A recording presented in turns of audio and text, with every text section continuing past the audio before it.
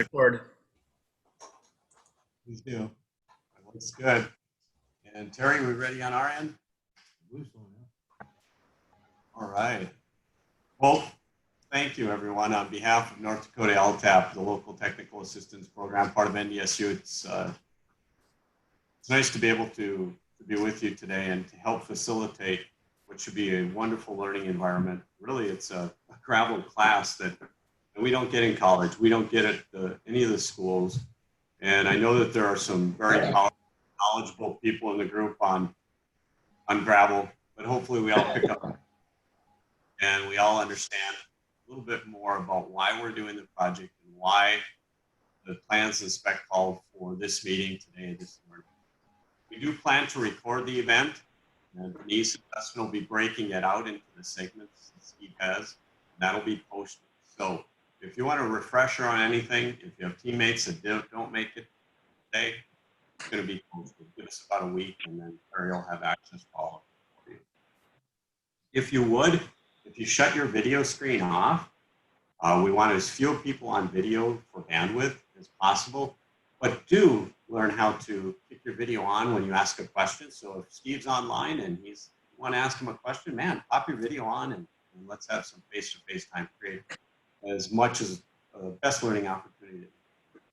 And if you could also keep your mic on mute, unless you're asking questions. And again, Steve would love us to ask questions, jump in at any time. But at that time, unmute if you would. Denise does have overall control. There's always somebody higher that's watching out and controlling what we're doing. And so at any time, she can't shut our mics off. So if by chance we forget it and we start coughing, the dog starts barking in the background, she'll mute us out and we'll keep rolling, Steve. So we'll be able to hear you fine. The chat box is also open. So if you've got a question or comment, feel free to use that. You can jump in, vocally ask a question, or use the chat box. We'll be watching that. If you do enter something in the chat box, we might not interrupt Steve right at that moment. We might hold the question for a little bit and catch him at a break. And regarding breaks, we will be breaking about every hour. So we'll have time for you to stand up, stretch, grab a cup of coffee.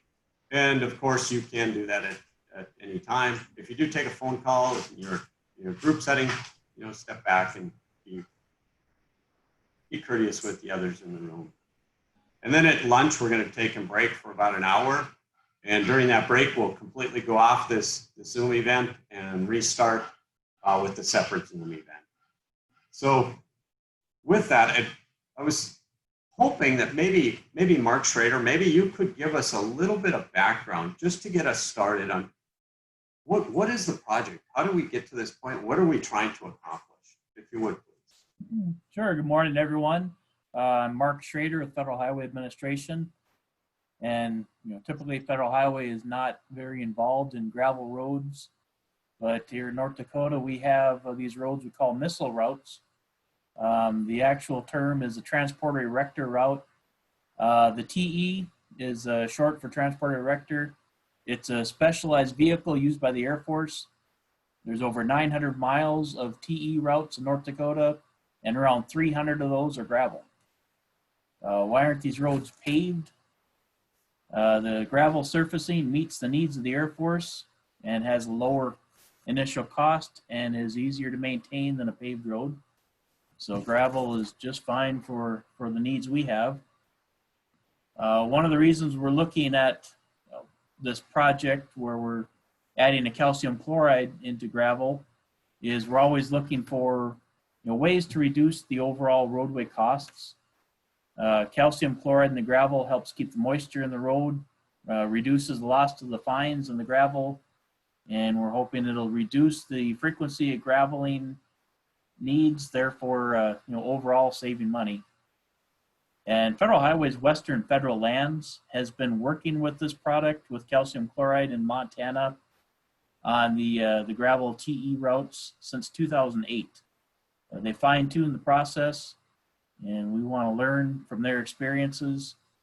And that's the main reason for today's meeting is I know Steve Monolox was involved with what Federal Highway was doing in Montana.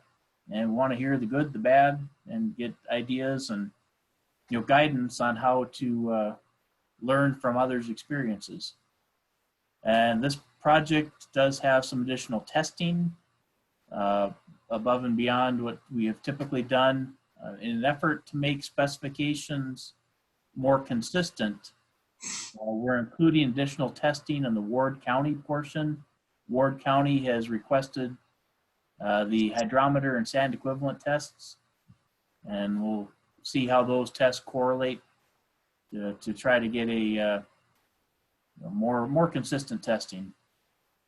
And the last item I've been involved with missile roads or with TE routes since 1996 in one form or another. But Kevin Brody from Federal Highway is now taking over for me. I am now Federal Highway's bridge engineer in North Dakota, and Kevin is taking over the missile roads. I'll still be in the background helping Kevin out, but Kevin Brody is now going to be Federal Highway's person for the program manager of the missile road program. So thanks for setting this up, Dale. And we're hoping that, through coordination with the counties, state, and the contractor, that we can, build this product into the road as good as possible and proper maintenance to get the long life out of it. So thank you all for coming today. Said Mark, and thanks for setting up. Goes to Denise. Denise, thank you for setting up the Zoom meeting, and Dustin for being our support in the background, making this happen. It's our privilege as part of the SU Upper Great Plains. So Mark, before we started, we were sharing in our room, and we've got a few of the key members here. We've got Aggregate, who's the lead. We've got on Point, and then we've got Farden representatives. So, we've got the people that are going to be on the ground making the project happen. And we were talking about Federal Highway, and I think we're not just a little bit lucky, but we're extremely fortunate that you and Kevin have the background and way more importantly, the desire to be active players, to make sure the contractor does well, to make sure that the owners get a good product, and that the Department of Defense, the Minot Air Force Base, are happy in the end. So very, very happy that our Federal Highway in North Dakota, the two of you and your leadership really do support us. And we were talking about how active you are as Federal Highway and looking at being open to changes. And this project is very indicative of that and how it came to be. But there's other people that helped put this together too. And so Kent with the DOT was the lead on the design. Kent, would you share a little bit about what you put together, what you see, and what you hope have come out of this? Yeah, thanks, Dale. Good morning, everybody. I'm Kent Lieben with the North Dakota DOT. As Mark said, this is a federally funded program, but the DOT's involvement is Federal Highway doesn't have a way to hire contractors or consultants to do the projects. We do through our normal federal aid process. So we take the missile road money and operate like a normal federal aid project. So the contracts will be run through the DOT. All the design work comes through our shop, and we're hoping to build on the success that they've had in Montana using calcium chloride. From my perspective, I'm thankful for the DOD and the Air Force and Federal Highways ability to provide these funds to try, newer technologies on county roads. A lot of times it's not very easy for counties to, fund projects, especially if you don't know what's going to happen. So we're, from DOT's perspective, we're sort of looking at this as a test project. And hopefully as we go forward, we're going to work with LTAP and work with the counties to monitor, see what works, what didn't work. Because we got a couple different application rates here. One, we're putting it into, we're just blending it into the existing material. The two other sites, we're adding it with new material. So we should be able to see what performs better and what doesn't. And once this project's done and we get a couple of years down and we see that how it works, we may be able to see more of this on other county roads around the state. One of the big things that I really appreciate everybody being here today is whenever we're applying things like this, it's getting them designed correctly, installed correctly, and maintained correctly is what it takes to get have a successful product. And everyone has heard stories about products. There's a million people out there selling things that are going to fix your gravel roads, and if it's not designed correctly, every product doesn't work everywhere, and it's not installed correctly, it's not going to perform. So I'm excited about this. I think we're going to have a successful job and a good gravel road when we're done. So thanks, Dale. And thank you to the DOT and your team for the efforts that you have here.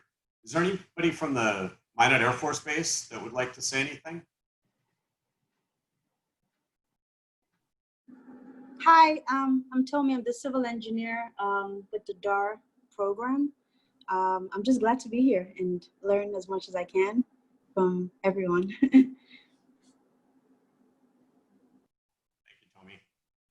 And Tom Oxford, if you don't mind sharing just a little bit.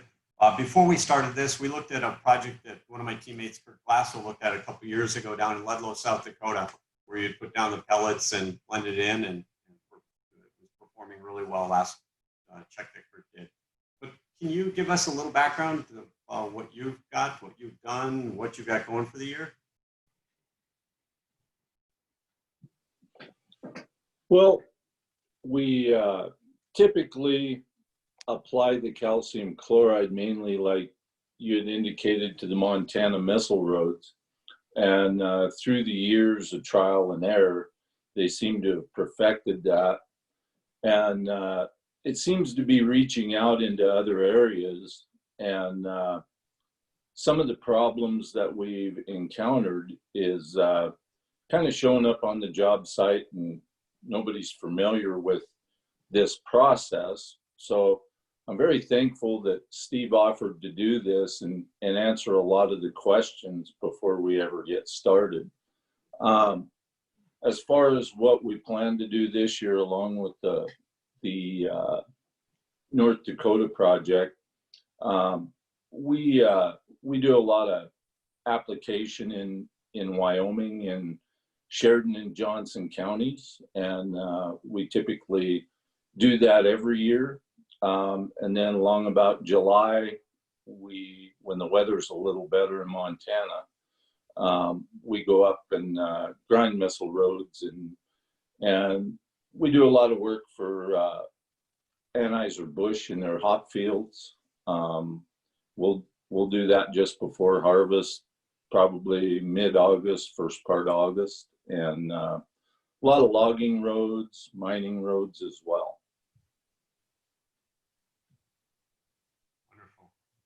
And you're extremely busy. I'm so glad. We actually set the meeting date today, or Terry did, based on your schedule. So you're busy. It's working, and we're glad to have you as part of the evaluation team and guiding team. So definitely nudge us in the right direction so we have a good project in the end. Thank you. Thank you, guys. Other players at county, I know that we've got Ward, Travis, and Scott Montreal. Anything you'd like to add or you'd like to learn today, your expectations?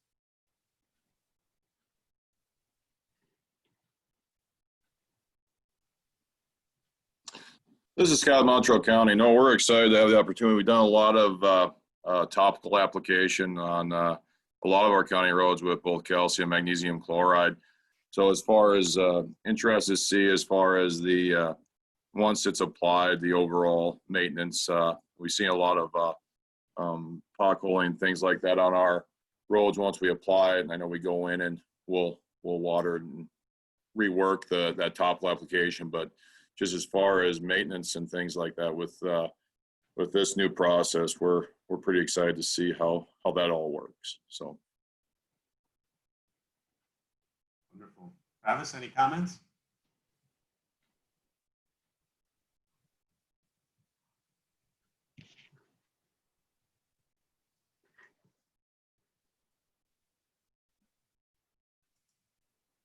Travis's audio may not be on, but I want to say thank you to Ward County for doing the additional testing to help us figure out if we can do some regional evaluations, comparisons to PI testing with other tests. So good stuff we've got going.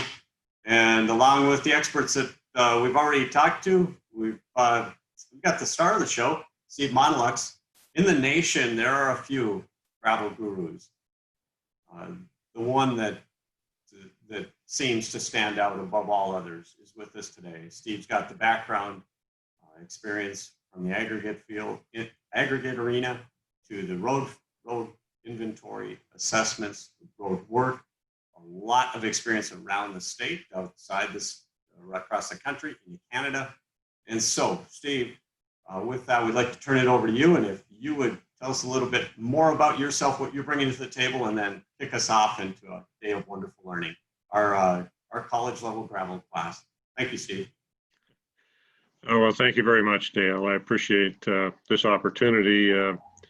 I've put a lot of work into this presentation, with the idea that it will hopefully help get things started better or well. And, there's a lot of folks out there that are good resources, and Tom Oxford, of course, is one, and I've Lee there in Lewistown is another, and he works for the Federal Highway Administration. I have trouble pronouncing Lee's last name, but we'll make sure everybody, gets that contact information as well. And, although I put a lot of work into this presentation, I know that there'll be a lot of questions as things develop, and I encourage any of you folks to reach out to me, and I'd be more than happy to, visit with you over the phone, and, if necessary, visit on site too, to see how it goes. But anyway, I'm very pleased to have this opportunity and share information, and hopefully it'll be a useful day for you, and we'll have a lot of questions. That's where we really get down into the nitty-gritty, which is important. Of course, it's a lot easier to go through those questions and address those now as opposed to out there in the field when we have the problems. So that's about all I got to say at this point. Should I switch over to the screen? That'd be perfect. Yes, please. Okay.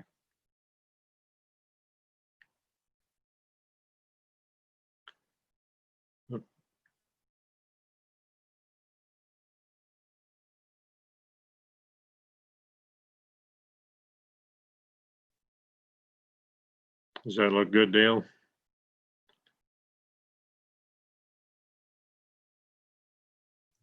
Looks good, Steve. Okay. Sorry, I'm pretty ignorant when it comes to running this, but I'll certainly give it a shot. Well, this introductory page here, first page in this PowerPoint presentation, emphasizes that this is a lot of the information is my interpretation here of specifications and so on, and I don't really have any contract authority, so whether or not my interpretation is correct or not is another thing, so I must keep that in mind. And if as we're going through this, there's any issues with my interpretation of the specs, I'd appreciate folks speaking up to clarify that. So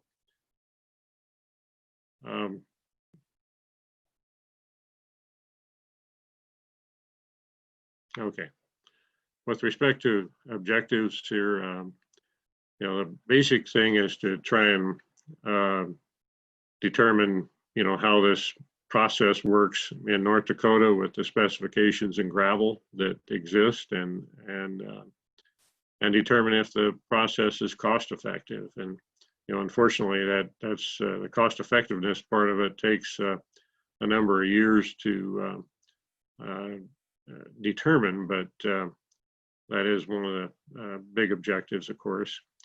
And try and transfer the information that the Montana program has learned over the years, and so make it less painful to initiate the program in North Dakota, and kind of develop or look at some problems that have that have come up and address those, and maybe challenge the contractors and the county crews there to come up with better ways to do this. In the gravel world, you know, I'm convinced there's always a better way to do things, and so you know, being open to that idea, I think, is important, and of course, stimulate some discussion and feedback, and maybe come up with a plan that will, you know, help us get through the contract phase of this in a timely and cost-effective manner, so that we don't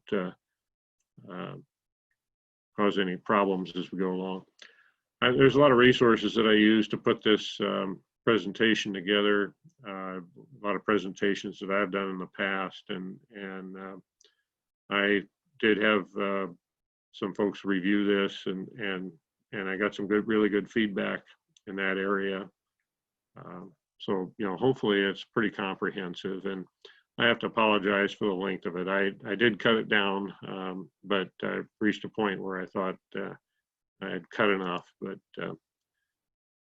on the modules or outline of this presentation, I have a bit of an introduction here, and then we'll talk about the expected gravel performance, some simple ways to measure performance, and then we'll get into talking about construction equipment and some of the things that we think are important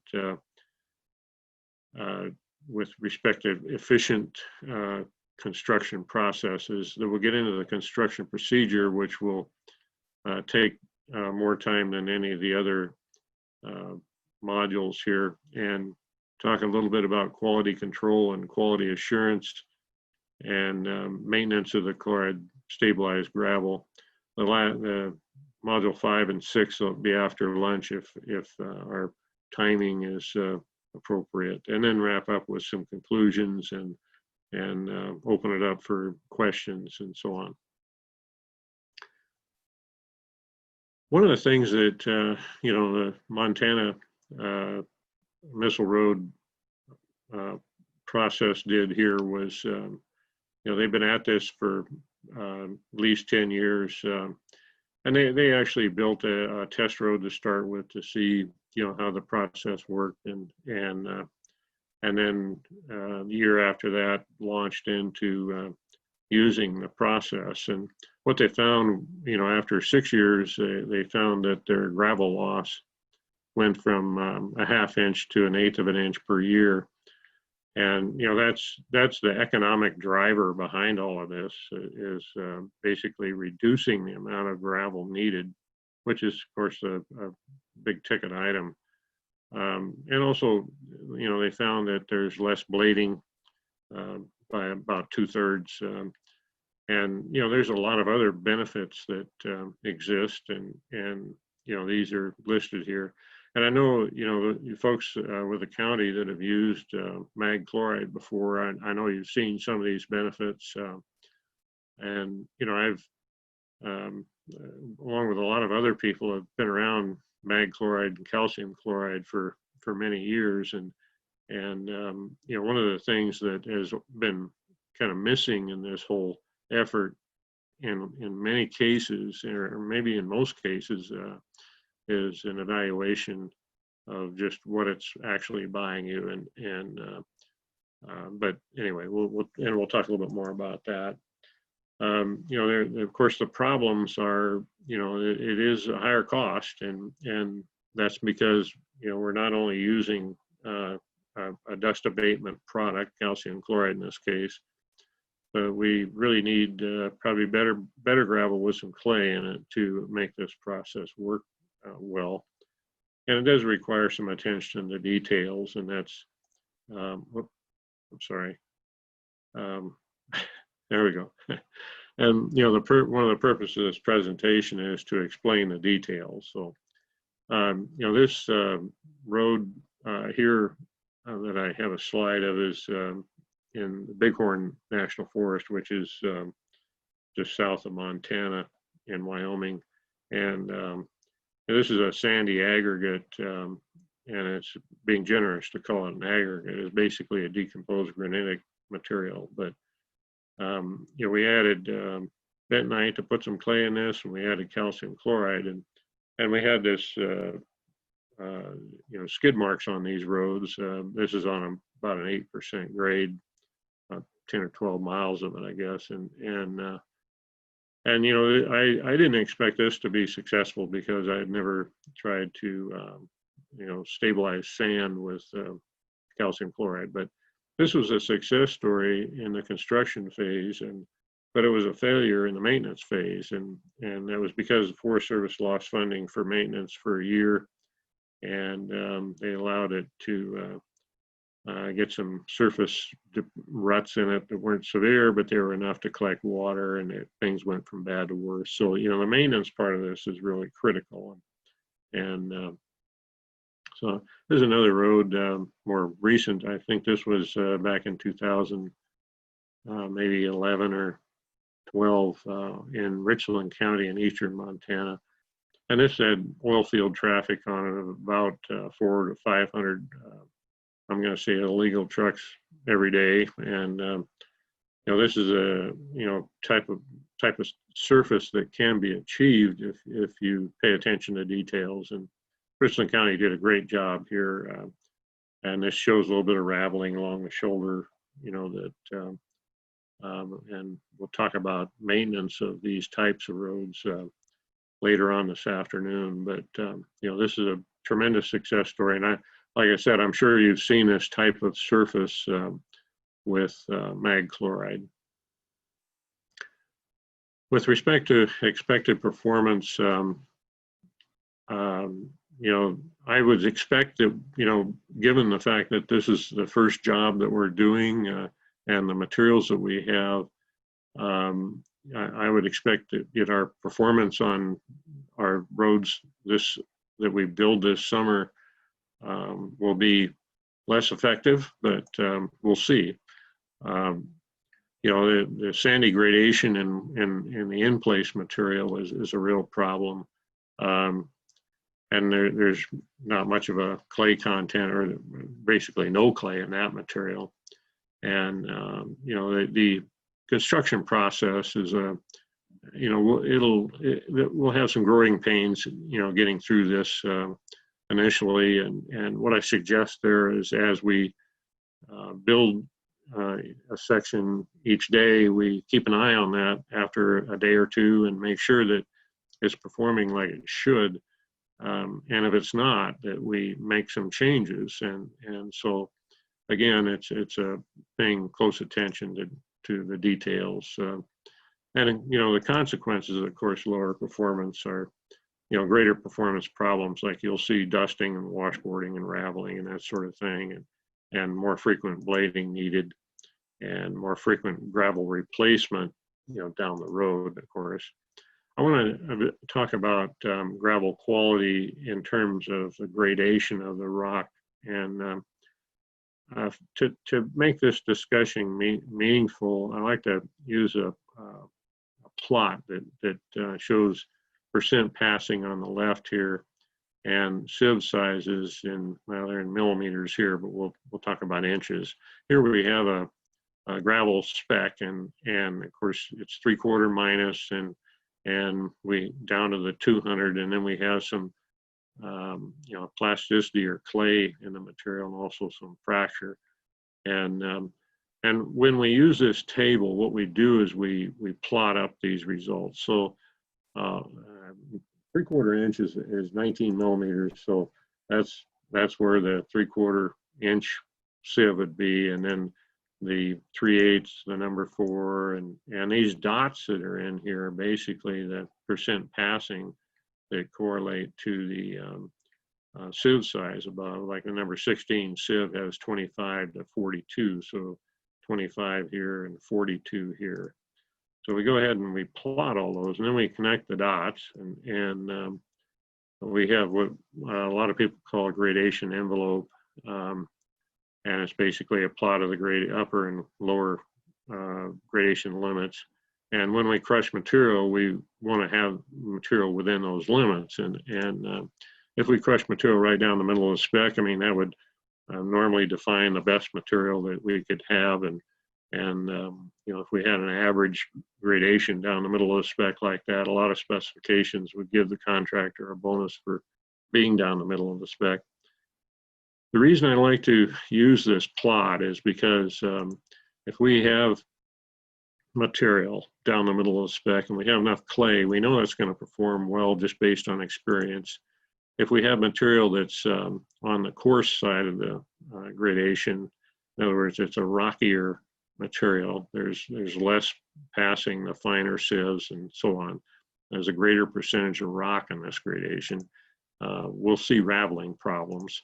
And conversely, if we're on the fine side of the specification, we'll see washboarding problems. And then if we get down into the minus 200 here, dirt is what's, you know, minus 200. If we get too much of that dirt in there, we're going to see some rutting. So, you know, that's about as complicated as it gets. I want to look at the new gravel that Terry crushed here, and he gave me 6 sieve analyses, and I have them listed here along with the average, and also there's a plasticity index of 13 and I'm sorry, of 8 and minus 200 of 13. And if we plot that up against or plot that with the specification limits that he was supposed to conform to, he comes pretty much down the middle of the spec, and so, you know, that's from a, you know, contracting perspective. I mean, that's an excellent gradation, and I don't remember what the PI spec was, but one of the things I wanted to get at here with this part of this presentation is I wanted to compare this gradation that was crushed to the Montana specification, because, you know, we're expecting the gradation or the gravel basically to perform similar to what you know, they've experienced in Montana. And, you know, one of the problems is that we're a little bit out of specification by the Montana specs, or by the Montana Missile Road specifications. And, you know, so we might expect a little bit more washboarding perhaps, but it's awfully close. But, you know, this is one reason we may not get as good a performance or similar performance to the Montana Missile Roads, is we're not, you know, in the same specification band, so to speak.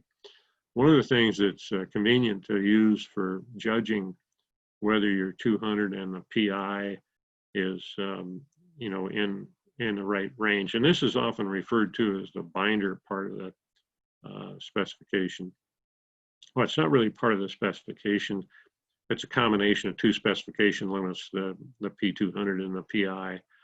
And when you add these 2 together, we get 21 with these numbers here.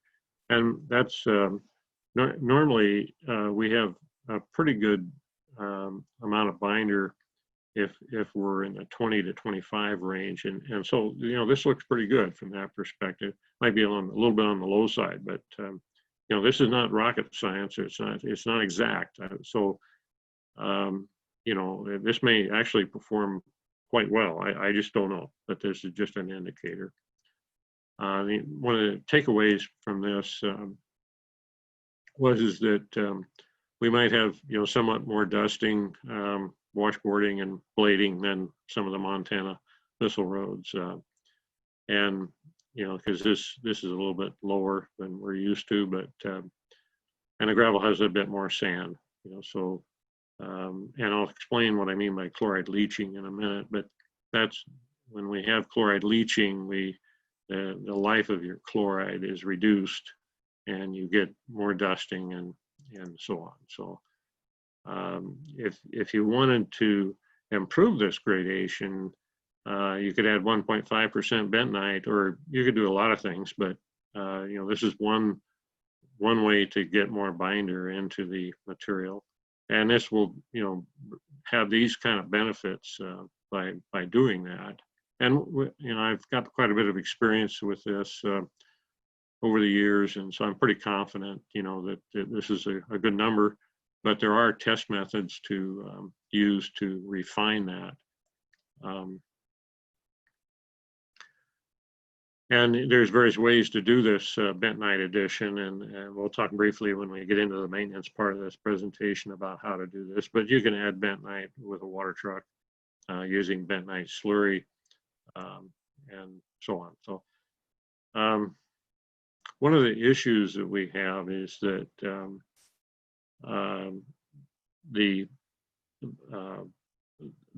that specification require a modified density test, and this density test is really important.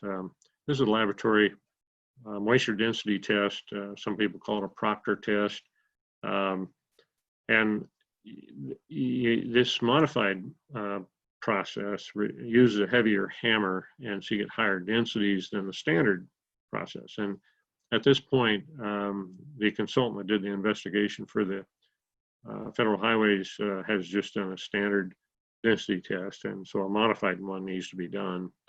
And one of the things that's important when this modified test is done is that we do it on a gradation that has that's similar to the gradation that of all those samples that came off, or the samples that I guess Terry crushed. And so anyway, when we get into the old gravel here, there was quite a few tests that were done. I guess I need to put my glasses on here to see this for sure. When we look at this material, the PI plus the P200 is 14, which is not in that 20 to 25 range that seems to work well. And when you plot that up against the gradation, the North Dakota DOT 13M modified type 1 spec, it's right on the upper end. And so it's pretty sandy. And one of the things that's good about this particular gradation is that it's very consistent. All of the samples that were done up here were very close to the, they didn't show much deviation. And so, and that's very convenient, because that way we'll probably have consistent performance, which will be easier to evaluate than a lot of variable gradation material out there. When you plot this up against the Montana specification for the missile roads, it is very fine, and so we would expect to get quite a bit of raveling and washboarding out of this material. And I'd be surprised if today, if you went out and looked at that road, I would think you would see quite a bit of washboarding on that road, and I'm not sure that's true or not. But some important takeaways from the old gravel is that it does have a lower binder, and the gradation has a lot of sand, which means that it has quite a few voids. So we'll get this rapid chloride leaching and more dusting and so on. And so dust abatement is normally suggested as only a surface application on gradations like this because of this leaching problem. It does make a lot of sense to put a lot of chloride into a gradation that's going to allow rain to basically leach it out. You could add 3% bentonite to this and you'd get some improvement, but it would be difficult to really make this as good as the new gravel that Terry crushed for the other roads. And if you were going to add 3% bentonite, there's a method for doing this with belly dumps that works pretty well. Anyway, And again, here we have to do a modified density test on this gradation, and we want to make sure that that gradation has a similar gradation to the all those tests that were taken off the road surface, so that we're trying to achieve a realistic density. On the clay binder, you know, this clay fills voids in gravels. In the gravel, it helps you form a road crust, which we'll talk more about later, which sheds rain, and because of these three factors here, it basically retains the chloride well. If we looked at a gravel without clay and it rained on that, a lot of that water would get through, rainwater would get through the gravel and increase the moisture content in the subgrade, and that essentially causes weakened subgrade. So we actually lose some of our gravel into the subgrade. The subgrade comes up and the gravel goes down. And so we're not just losing gravel from the top down, we're losing it from the bottom up. And also, if you put chloride in here, the chloride is going to go down into the subgrade, and it won't be available to abate dust and so on. So, and this is similar to the in-place gravel that we have. And you know, I don't mean to you know, kind of badmouth this site here. This will actually give us a good opportunity to confirm what I'm saying here and evaluate just how bad this is. And there are ways to make this material better, and maybe adding some bentonite might be an option if you have other roads similar to this. But the other gravel that we have that was recently crushed and be put on the road, it has a fair amount of clay in it and -200, and so we should be able to get a good road crust. And so we won't be getting much precipitation through the gradation, and so we won't be getting much leaching, and we won't be losing material from the bottom up. And so, you know, this is the real advantage of this clay binder, and it's a means to kind of waterproof the road surface, as you kind of look at it that way. And also, you know, we don't get that leaching, so our chloride stays in the gravel for a much longer time period, and so it ends up being more cost effective. And this is similar to the gravel with the clay. One of the things that I reviewed was the consultant investigation notes for the in-place gravel. And again, you know, they did a standard T1 standard moisture density test, and we needed to do a modified one with a bigger hammer. And this will give us actually the modified process will give us a optimum moisture that is lower, and a maximum density that's higher. So, and one of the things they did the consultant did was try and determine optimum chloride content by moisture density testing at different levels of chloride, and this is generally unreliable. There's a much better process that's out there that they recently co-authored a paper on that uses the California bearing ratio test. So if anybody's trying to determine optimum clay content or chloride content, this is a much better procedure to use. This target chloride content that we have, and we're going to talk a lot about 1.85% today. This is a good standard. Most counties use 1.5%, but anyway, this is a good standard, but you don't want to use more than 2%, and the range that we have to work with is 1.7 to 2%. So this is good, and this will, this sort of a optimum level, maybe a little bit higher than normal, but it should perform well. And and if you do get areas where you get higher than 1.85% or 2%, you'll have problems with it. And this is one of the issues that Montana Missile Road program went through in, I believe, 2010 or 11.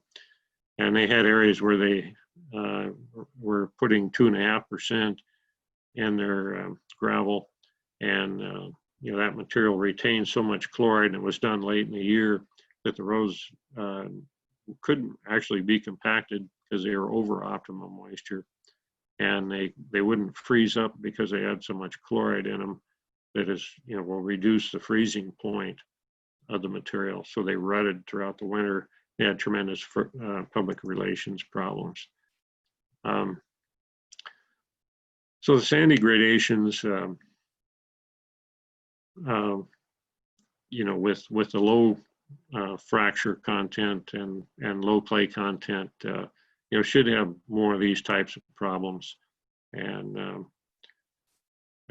there's no mention of crown measurement in the report on these two roads. And one of the problems with that is that when you build crown, if you don't have enough material to work with, there's some issues, and we're going to talk more about that. You don't want to back off from what the spec calls as a 4% crown, because you'll get potholes. And if you're getting potholes in your mag chloride treatments, I'd encourage you to measure crown and see what it is. Normally you can delay pothole formation, not prohibit, but delay pothole formation by building higher crowns. And we'll talk more about crowns as we go throughout the day here.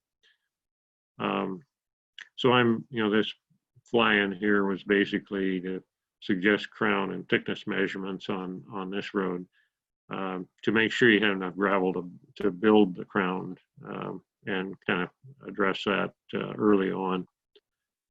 I want to talk just a bit about crown. 4% crown is sort of a minimum. The missile roads in Montana go to 5%, which is you get quite a few public relations problems going to higher crowns. But what you'll see initially is you'll have less mud and less potholes, less blading. You may even have less traffic because people go a different route. Your traffic speed decreases somewhat because people feel less comfortable on it. Because of that, you probably have less accidents, and you definitely have less gravel loss with higher crowns, just because if traffic speed reduces, you have less gravel loss. When we talk about building crown, I have a little table here that kind of determines how much tons of gravel per mile you need to increase crown if you don't have it already. If you wanted to increase your crown by 3%, in other words, if you had 2% and you wanted to go to 5, you'd be looking at 3% on a 24-foot wide road. You'd be looking at 1,500 tons of new rock per mile to do that. And basically you'd be building this up. And this is pretty much drawn to scale. So the other option, of course, is to dig down into this gravel here, but you'll make the gravel layer so thin out here that you'll probably have subgrade issues and along this edge, and you'll have a secondary ditch you need to wipe off the shoulder in this area. So that kind of covers the first module. I just want to talk just very briefly about simple performance measurements, and this kind of will attempt to address some simple ways to measure how successful this process is. And one of the key parts of this is to document before and after performance. And here's some simple tools here, like just taking digital photos or videos, periodically is invaluable. You can get into more details and take some measurements, which are nice because you get numbers then to show people. This gravel payser is one way to do that, which is one of a number of different ways to approach that. You can get these dust meters. You can download a road bump app for Androids and do road roughness by just putting your phone, on your dash, and accelerometer in the phone measures the relative roughness. It's not an exact international roughness index, but it's an indicator. And you can look at road user costs from this road roughness and using this World Bank model. Another useful tool is this life cycle cost process or program from the Upper Great Plains Institute Local Road Surfacing Selection Tool. One of the objectives should be to make it simple yet meaningful to management and road users. And one of the I guess, again, here are some methods, for measuring, making measurements, and you come up with some graphs like this to show the benefits, like with average road roughness or road user costs. And you can show that for the routes that you stabilized, that, you might even be approaching your paved road roughness index. But the key to this is you need to start a measurement before you do the stabilization to show something, is to be able to show improvements. And so if you're going to do this type of thing, it's important to get started before construction starts. And you can also show cumulative costs per mile. And initially your stabilized gravel is going to have a higher initial cost, of course, but it's going to, pay for itself in a certain number of years, and hopefully that won't be very far out. And this is a link to that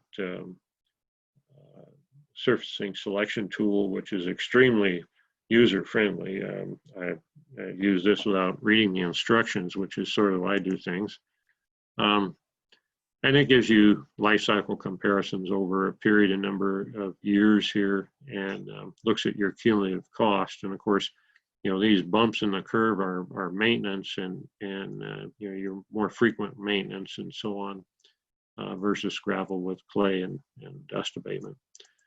You can show this with bar graphs, and I just have some examples here, but this shows that your typical gravel versus better gravel that is stabilized, and basically your rock replacement, the amount of money you're spending on rock replacement is considerably less, and that's the big difference here in these two columns.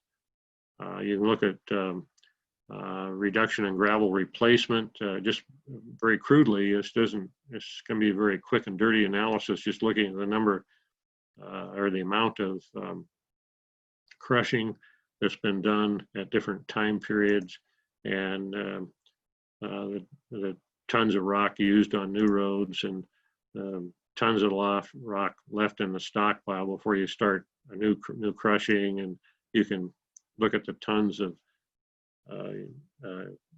rock used for gravel replacement here, and then the years between these two, and your annual gravel loss over here, and you can show decreases. And that's very, very simple to do, and very simple for people to understand as well. So that's maybe a good stopping point, Dale, if we want to take a quick break. Steve, well done. Boy, your presentation's great. Your cursor's really guiding us through this. Thank you for doing that. So everybody online and in our classroom here, any questions before we take a quick break? What resonated well? What would you like to know? And you can chat or click on and jump in with audio. Go ahead. Hey, this is Brian Hall from the Defense Access Road Program. I was curious, you said that washboarding is a function of the gradation. I thought that was more of a function of just speed changes on a road, like an acceleration or a deacceleration. Yeah, well, you're right. And you know, the acceleration and suspension of the vehicle, you know, are really what generates the washboard. But if you looked at roads that don't washboard and roads that do washboard, the ones that do washboard really have a lot more sand in them. And but you're right. You know, I mean, the vehicle is causing the washboard, and Roger. Okay. yeah, So it's the sandier soils are more prone to the washboarding. exactly. Yeah, and yeah, I probably didn't explain that very well. I'm sorry. But yeah, you know, and you can see exactly what you're talking about when you. There's a lot of times when you go into a curve on a road, the washboards will decrease, and maybe not because you might be braking. But when you come out of the curve, vehicles accelerate, and you'll often see a lot of washboards at those locations. And that's, you know, but the gravel hasn't changed in that case. I mean, you know, it's the same through the curve, but it washboards because the vehicle is braking and accelerating. And it's, you know, that wheel is always spinning. It's not like it's on pavement where there's a good friction between the tire and the road surface. And so there's always material moving under that wheel, and the amount of material moving under the wheel is a lot greater when you have sandier material, and that's what that and the vehicle suspension kind of generate that washboard. Yeah, good question. Yeah, good point. But we hear that all the time. The question in the comments, really, it's not the blade operator, or it's the blade operator, or it's the equipment, the vehicle's traveling. Reality is that the root cause is the gravel quality. And of course, it wouldn't happen if we didn't drive over it. But we have to start gravel as the root cause. And the blade operator can't do a darn thing about it. It's our gravel quality right up. Yeah, it's very discouraging for maintenance folks. I mean, you know, you can go out and make a road look great, you know, and you know, and you know, maybe an hour or two later after traffic hits it, it's starting to washboard. I mean, you know, so it's you can only do so much. Any other questions or comments? Hey, Steve, this is Tim Horner. Do you hear me okay, Dale? Yeah, I just want to echo what you said about the template and about the PI that should be in gravel. I drove 2 sections of gravel road in south central North Dakota after they'd had 2 inches of rain in the last week or so.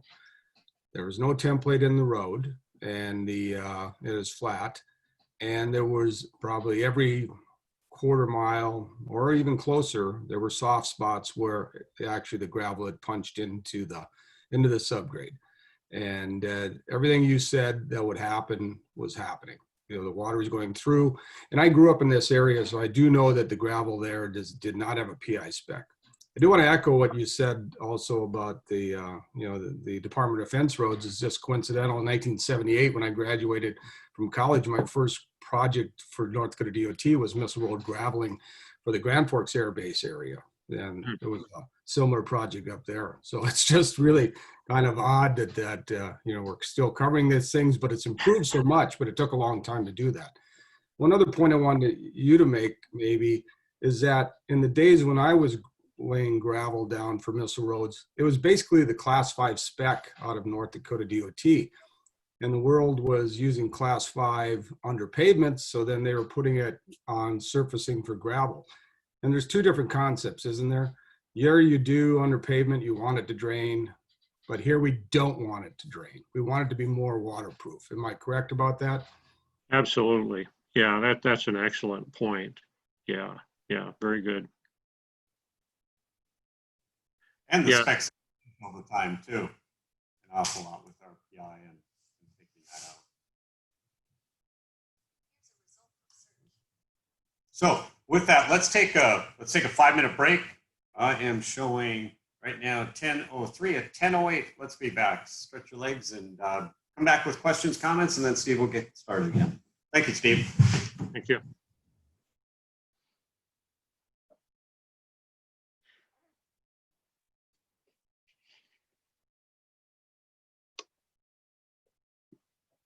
Perfect. Well, thank you. So comments, questions from the group, if you have any. And while you're thinking of it, Max Shriak is here, and he's been on the missile road since, wow, long time. He's got all of them down as well as you do, Mark. And Mark, question for you. You remember frozen windrow, having to mill it up. The frozen windrow? Yeah. I don't remember that, but probably. Year 2000, it was section G8. We were working, I think, for the DOT at that time. Yeah, actually, I just started at the Air Force. Well, I think you started the Air Force right after that. Okay. 2 miles lane of windrow and it froze down in the windrow. I believe it. We've had some interesting things happen in the past. 2011 was extremely interesting with all the flooding and everything washing out on us. I think it's a good example. First, Max remembers everything. We had some good institutional knowledge here, and then second, Mark, it speaks volumes of your ability to shift on the fly and make things work. Because what in the world are you going to do with the frozen windrow? You got to do something. You can't just leave it there. You can't tell the contractor, "Damn it, I said get it done." That's not going to work. You got to figure out something to work together. So, nice job. And then, Josh, you were talking about some of the projects that you've done. I was wondering, and I guess it would be more for Steve, on the gravel roads that have the existing gravel, was there a core done? I mean, are we gonna, when we grind the calcium chloride into it, are we gonna pull enough clay out of that to maybe get the PI spec back up into optimum, or don't you think there's enough there in the subgrade to accomplish that? Well, one of the things that we don't want to do is grind into the subgrade, and because we never know exactly what's there and what clay content actually is there. It could be sandy material in some places and clay in others, and the idea with this concept is that we have a pretty well controlled gradation that we're mixing calcium chloride into, and so we get consistent performance, for the full length of the road. And when we start getting into the subgrade, we get away from that totally, and you never know what you're going to run into. And this is one problem I really have with a lot of counties, and it's mainly because when I first ask them how much gravel they have out there, they may say, well, 3 inches or 4 inches. I go out there and, like you say, core it or dig a hole, and I find they have 2, so, and normally 2 inches isn't enough to do this process. So, that's the first thing that sort of rules out in place stabilization. And so they need to bring in more rock, and so they have a decent enough thickness to grind into and mix into. That's an excellent question, and I don't, based on what I've heard from Mark and I believe read in the consultant reports on the in-place roads that we're going to mix chloride into. I think there's plenty of gravel there, but I don't really know for sure, my take on this is I always have to confirm things, just to be sure, and I haven't had that opportunity here. So, but what I'm suggesting is that with the in-place stabilization work that we're going to do, that we go out there and dig holes and make sure there's enough gravel there, and measure the crown at the same time, because you got to have enough material to build crown. If you don't have enough out there to build crown, you're going to be getting into the subgrade, which is what we don't want to do. So, yeah, great question. Yeah. On that, we did verify the adequate depth on the in-place recycling. We had the consultant do multiple depth checks. Do you know, Mark, if they measured crown at the same time, or? I'm not sure, but it is a road the Montreal County maintains with mag chloride, and it's not one of the flat roads we have to worry about. So I know the crown was close, if not 4%. Okay, all right. Well, that's great news. Yeah, appreciate that. Normally, when I see these roads that are over 24 feet wide, you know, they've gotten that way because people have reduced crown, and but you know, that's just my normal experience. So, okay, sounds great.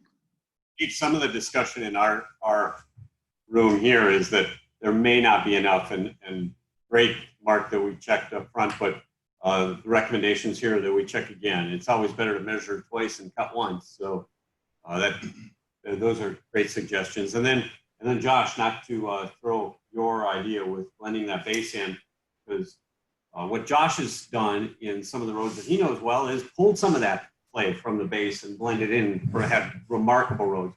What Steve's talking about here is a control test, so he wants to do that. Your idea is great, works well in a lot of places. What? What is the ideal thickness on doing this, and then what would you say the minimum thickness you would see? I'm sorry, I couldn't really hear that. The ideal thickness for this, and what would be minimum thickness for trying to do something?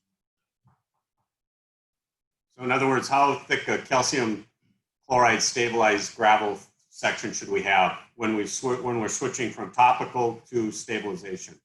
Okay, yeah, that's a great question. I haven't gotten into that yet, but yeah, 3.5 to 4 inches is what's in the contract. So we're looking at 4-inch maximum basically, and we can go down, or maybe up is a better word, to 3.5 inches. Yeah. So, and you know, with respect to you know, blending clay into this from the subgrade, I mean, that's the blade operator's fix for a lot of these roads that have too sandy a gravel, just like you guys were mentioning. And I commend that. I mean, the precaution I have is that you just need to do that carefully so you don't get too much clay into the material. And then you run into rutting, which is worse, you know, than raveling and washboarding that you had before you didn't have enough clay. So you got to be careful how much you mix in there. Thank you.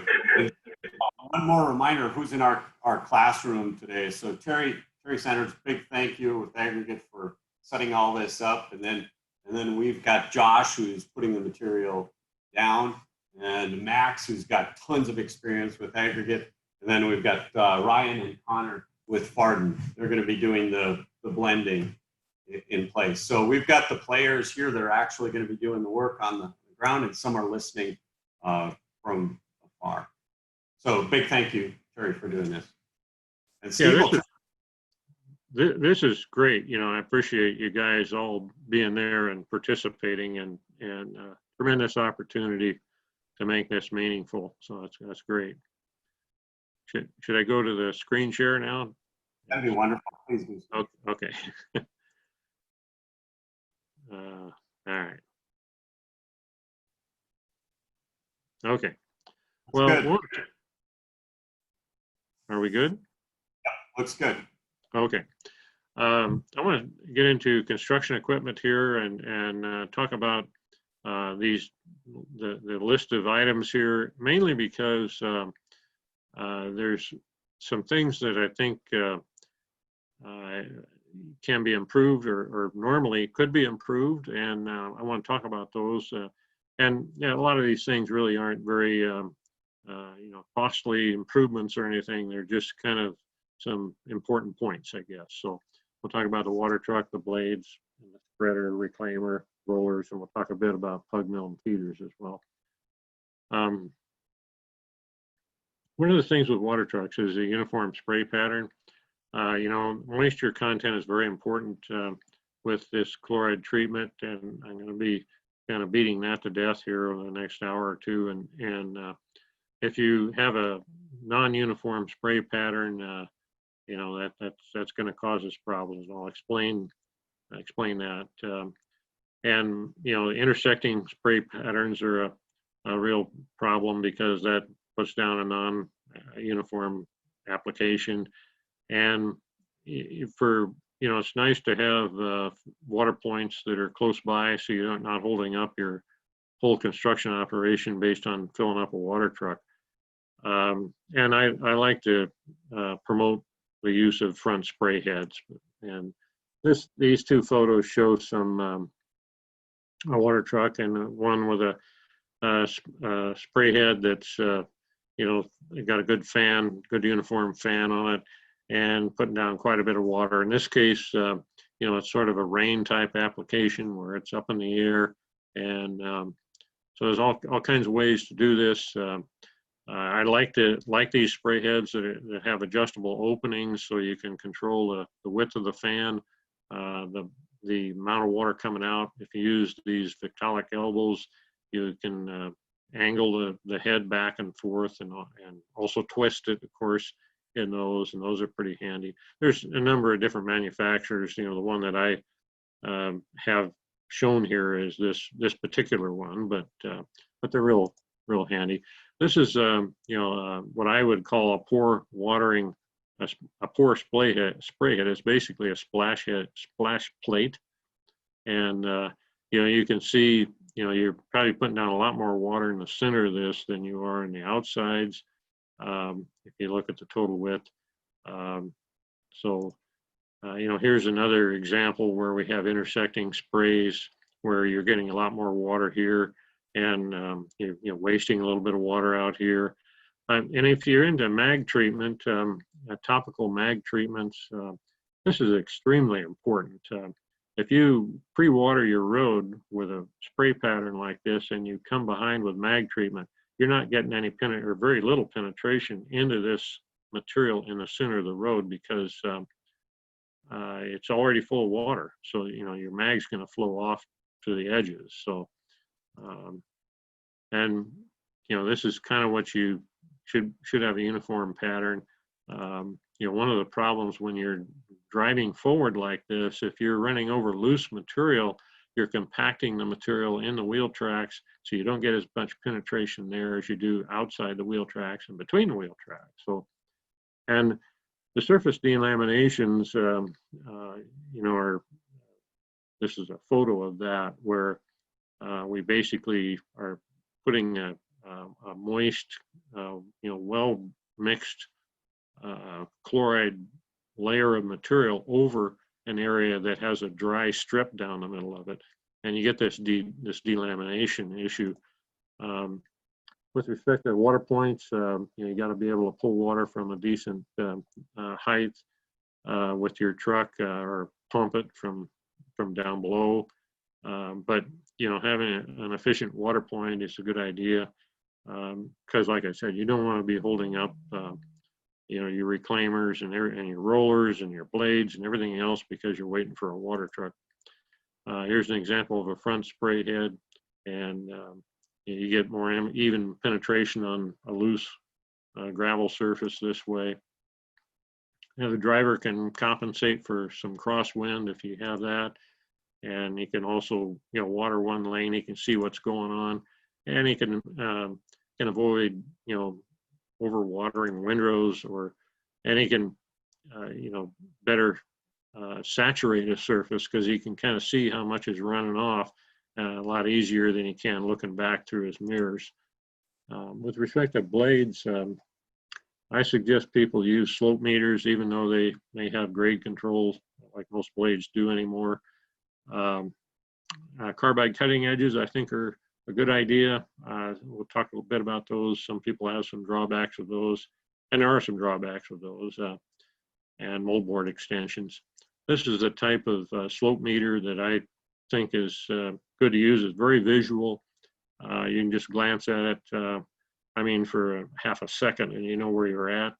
And so, you know, that's important. The carbide cutting edges, I think, are good and bad. You know, just depends. And some people call these pick attachments. You know, one of the big benefits of these, of course, is that you can cut very efficiently.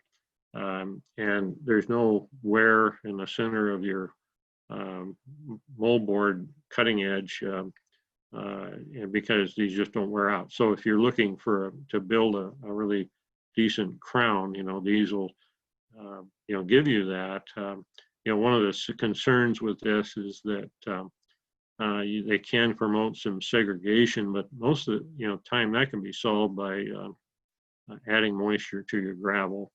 And, you know, so anyway, I think these are good. One of the drawbacks of these is that if you're mixing material, this flat surface reduces the amount of roll that you get off the moldboard.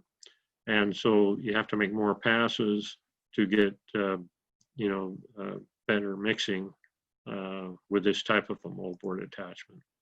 There's other types of carbide edges out there that, you know, are, so, you know, besides pick edges too, but I think the pick blades are probably the most common. When you use standard cutting edges, you can get this wear in the middle and on the edges, you know, especially on the toe of the blade. And you can cut them off like this, or you can, you know, run them on a paved road and true them up. You know, one of the issues with that, of course, is the fire problems. If you ever do this at night, it's very impressive. You kind of realize, you know, just how many sparks you're putting out there. So you got to be aware of that, of course. Some people build moldboard extensions so they can make fewer passes, and you know that, or you know, they buy a blade with a bigger moldboard or a longer moldboard.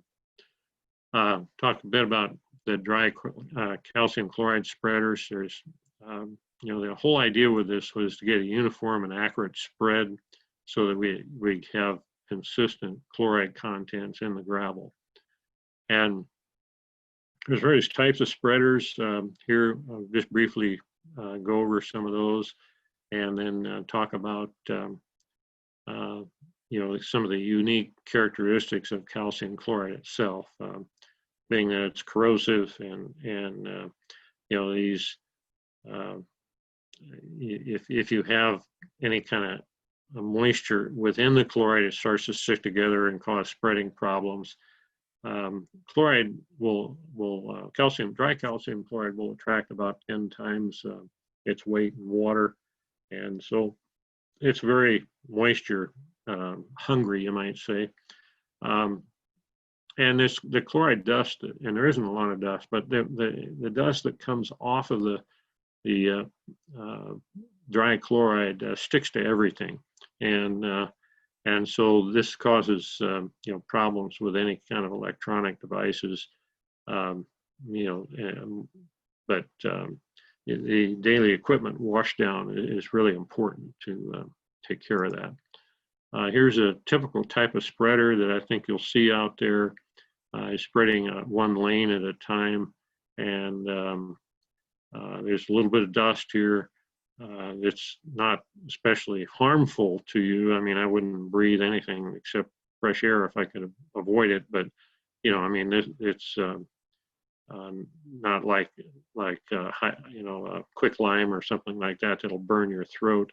But there's you know, the fertilizer sprinters in here, and they have, you know, some deflectors on here to make this application uniform. When you get into seeing this a lot on the ground, a lot of times you'll see these areas that look like, you know, they're missing chloride, but they're really not. The chloride is dropped into the loose material, whereas here the chloride is dropped on the wheel tracks from the spreader itself. So here's an application, and this was actually on one of the missile road projects in Montana where they tried to use an auger system in a trailer and they just couldn't get it out. You know, it was very inconsistent. So this is, and we'll talk about, visually evaluating the uniformity of the spread here when we talk about quality and quantity control. But so this is unacceptable, okay? And our reclaimer is not going to fix that. And I'll talk about why that's the case in a few minutes. But here's a good application of a heavy rate, 7 pounds per square yard, which is about what we're going to be putting down on the ground. These are application rates of dust abatement material, but they're also pretty uniform. Rattlesnakes kind of like it for some reason, maybe because it attracts moisture or something. So anyway, what we're going to be looking at is visually evaluating the consistency of the rate. We'll do a spread test. We'll talk about that, and then a yield test for a truckload, and talk about all that. Dry spreaders for Portland cement, lime, fly ash, and those types of stabilization materials work very well for those materials, but they do not work well for chloride. There's a vein system or an auger system in here, and for whatever reason, they just do not work well. And the Stoltz and other types of spreaders like this, work very well for cement, but not so much for calcium chloride. Here's a Stoltz spreader with an auger in it. Anyway, then one of the other ways that people have tried to do this is to liquefy the product, and there's lots of problems with that. You can pad foot or rip the surface and attempt to control where the water goes, and that'll help when doing it this way, but it's generally not a good way to do this. And one of the problems you have is that when you make calcium chloride into a slurry that's above 1%, and we're looking at 1.85% here, but whenever you get above 1%, you'll exceed optimum moisture of the gravel that you're trying to mix. And the chloride doesn't want to give up that water, and so you end up with an over-optimum situation that you really can't fix well or conveniently. And this is one reason that mag chloride brine doesn't work well for this application, because we're putting so much chloride into the surface, we'd have to add so much mag chloride that we go over optimum moisture. So I'll talk about the reclaimer or mixer. One of the things we're looking at there is an accurate and uniform depth control, and also uniform water application at fairly low gallons per minute. The ROM-0300 is what I understand is going to be used on this project, and it has some electronics that are important to make sure that you clean up every day. I would clean the chambers out of these things every day, of course, just as a matter of practice to do that. But these are great machines. I've worked around quite a few of them on cement and lime stabilization projects, but I've never really used them on chloride stabilization, but I'm sure they can work. But I have some issues that I think we need to kind of address. One of the things is the water application, and here we have a blanked out water area where the water that's shooting in is not getting into the mixing chamber, of course, and so we need to make sure that mixing chamber is cleaned out well each day, and these ports basically in the chamber are clear. One other thing that can influence the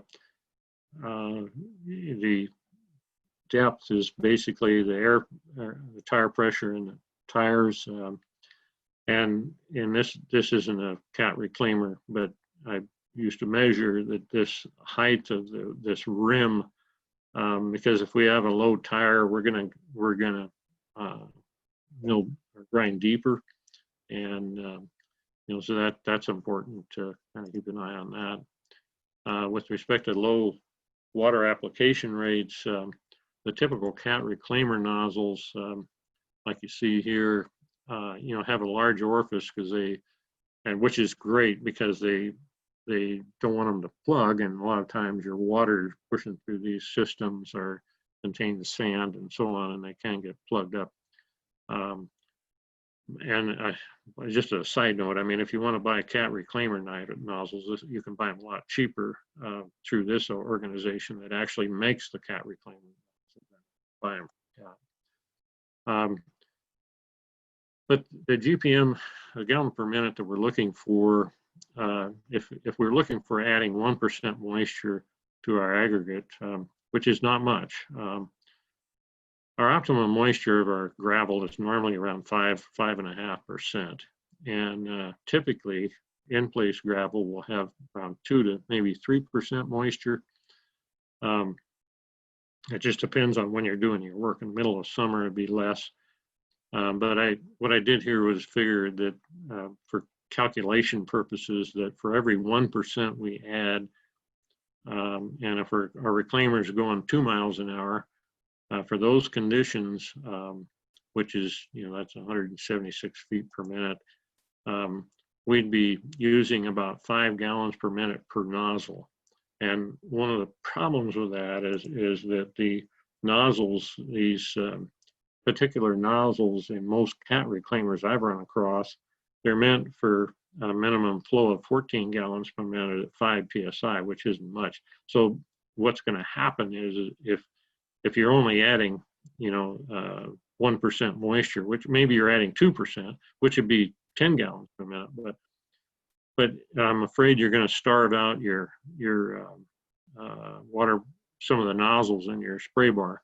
So, one of the ways to deal with that, of course, is to shut off half the nozzles, and that'll help. Or you could purchase nozzles with a smaller orifice, or do nothing, But I guess what I would suggest you consider, and this may or may not work, but is to add water during gravel laydown and blade processing. So you don't even have to add water during reclaimer mixing. And, this is a little more convenient to operate a reclaimer without a water truck hooked to it, of course. But so, that's kind of what I'm suggesting, but maybe that won't work. It depends on how much water you need. Lots of variables, but that's just a thought. With respect to rollers, the roller spec is pretty open, and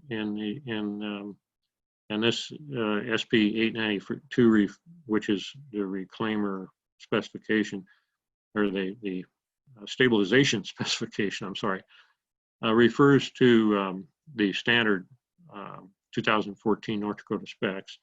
And, they're not real restrictive, which, is maybe a good thing.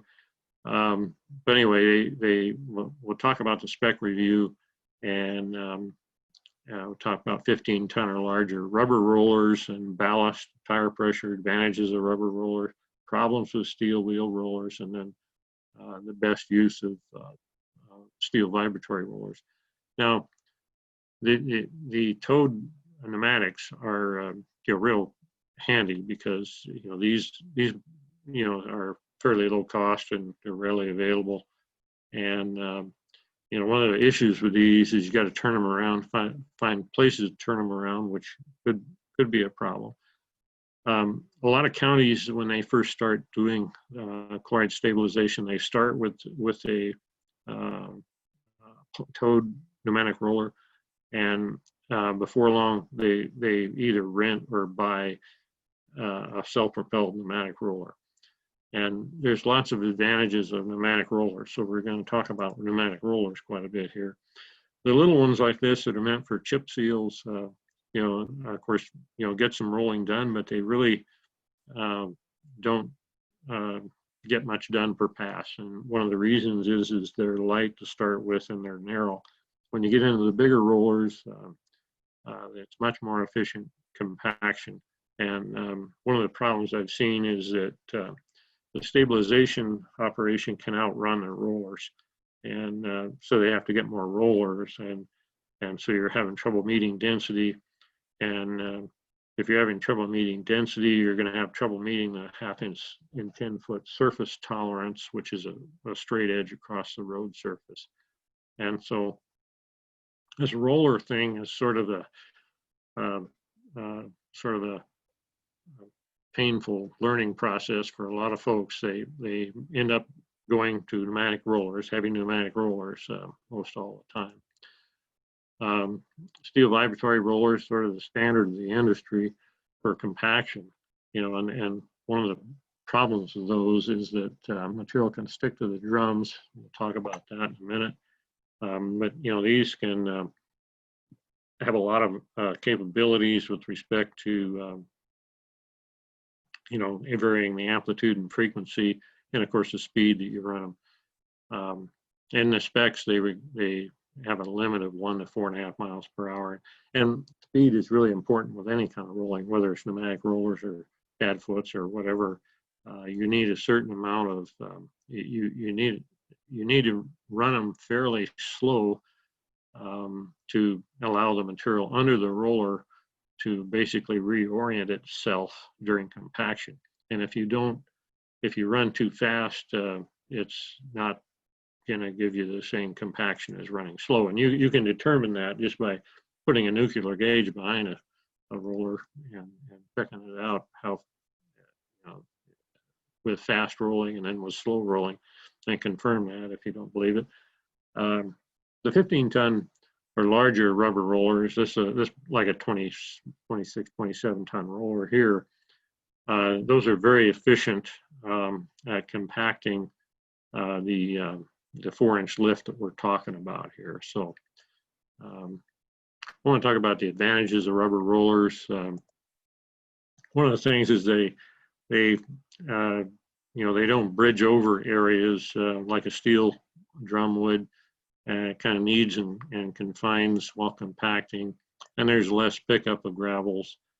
You can change the ballast and tire pressure to accommodate different conditions, and you can use them for pumping fines to the surface to create a road cross. And we're going to talk about this a little bit later in more detail. Here's a CAT CW34. And of course, it's got a ballast placed there. It's got the control panel. It shows a panel for tire pressure, but in this case, the panel has that, but there's nothing behind it, so you can't vary tire pressure on the fly, so to speak. The ballast tank is here, and of course, most people fill that with water. The tire pressure thing is here. You can. By reducing tire pressure, you can reduce rutting, and by increasing tire pressure, you can increase compaction. So that capability to vary that tire pressure is really helpful. You can fill ballast with water that's 90 pounds per cubic foot, or sand, which is that. Wet sand is like 120. So you can really increase the amount of weight of these considerably. And you can run into situations where your ruts can't be rolled out, and in that case you can enlarge the tire footprint by reducing tire pressure. But one of the things, if you're running into that situation, you probably need to reduce the moisture in your gravel. But anyway, just that bigger footprint allows you for this to walk out of a rutting situation. So just because you have a bigger tire print down here. Material, or the tires basically move material left and right as well as down, and the back tires come along and after the front tires here and smooth it out. Now, one of the issues, of course, is the tire tracks, and you gotta get those out by blading. So the steel wheel rollers, like I said, are pretty much a standard of the industry anymore, but if you start having material stick to the drums like this, you need to get off the road, and because the only way to fix this is to pull this up, water it, and reprocess it, and then recompact it. And so if your roller operators start to see this, they may be tempted to put more water on the drum and see if that stops it. And, you know, if that stops it, that's cool. But a lot of times that's not going to stop it because there's enough clay in the gravel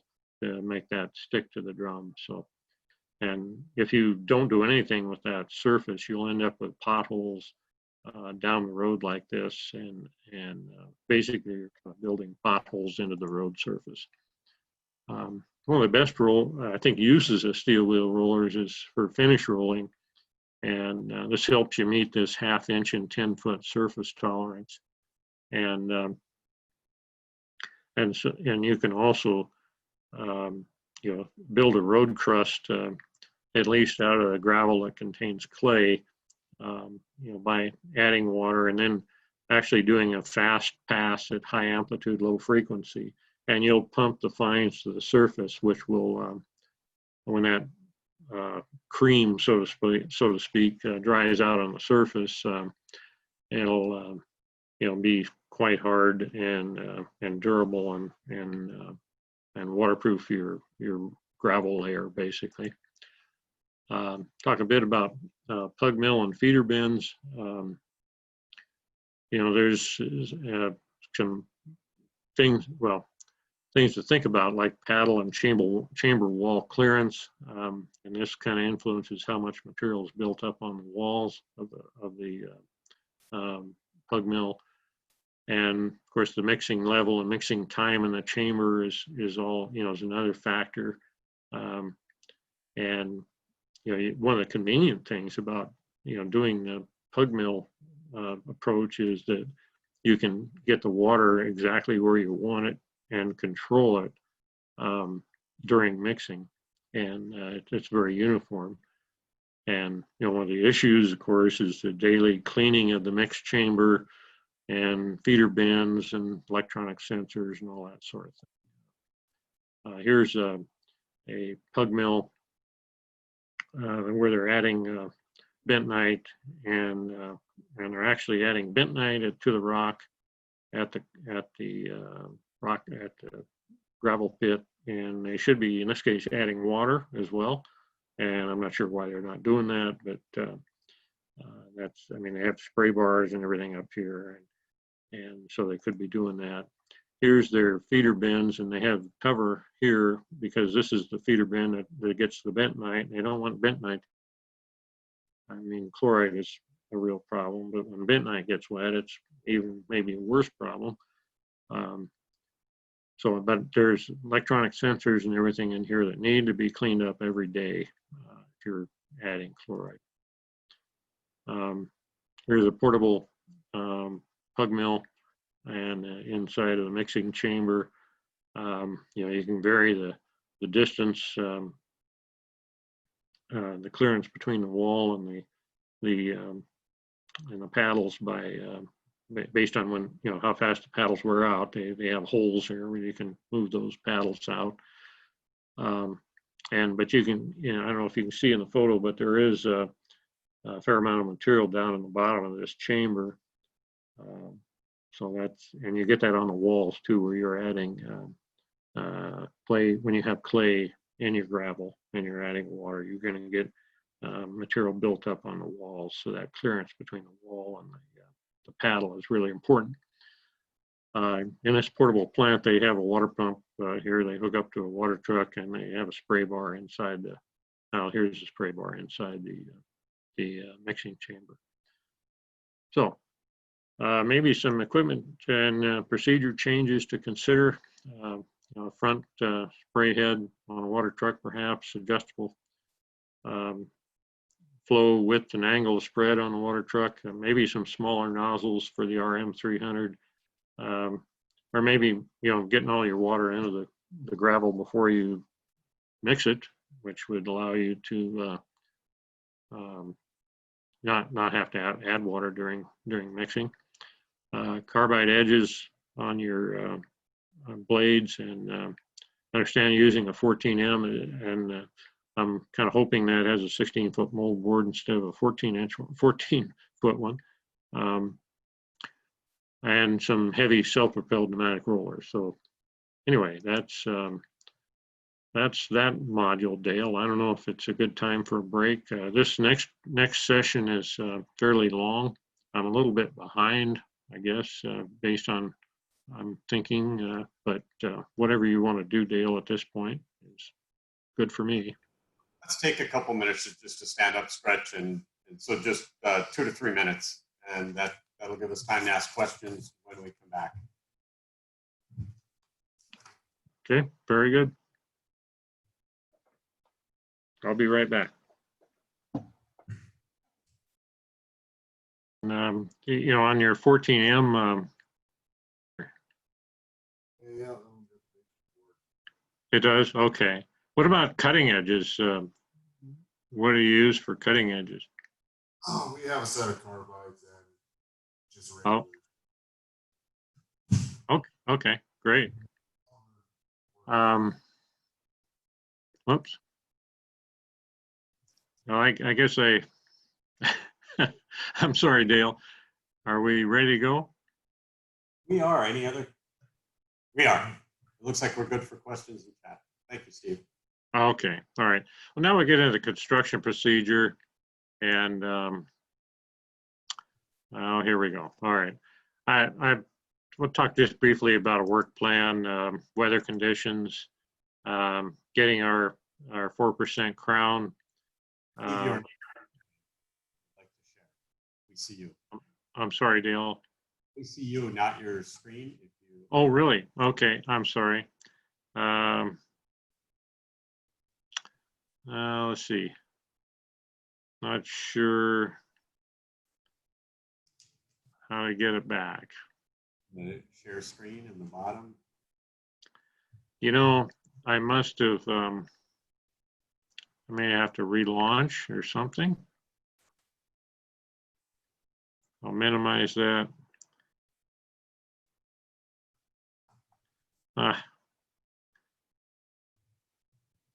Dave, you just need to click on share screen. Did you do that already? You know, I don't see that coming up, and I'm not sure why. That's right on the bottom of your.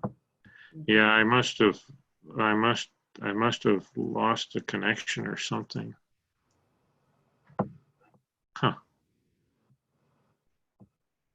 All I see is you, Denise, in the upper right-hand corner.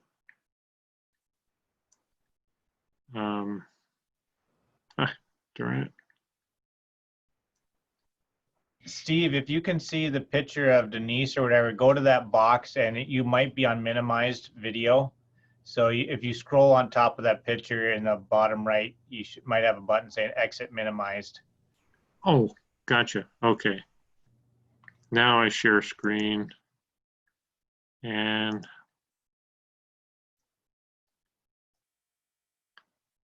Ben, you're a lifesaver.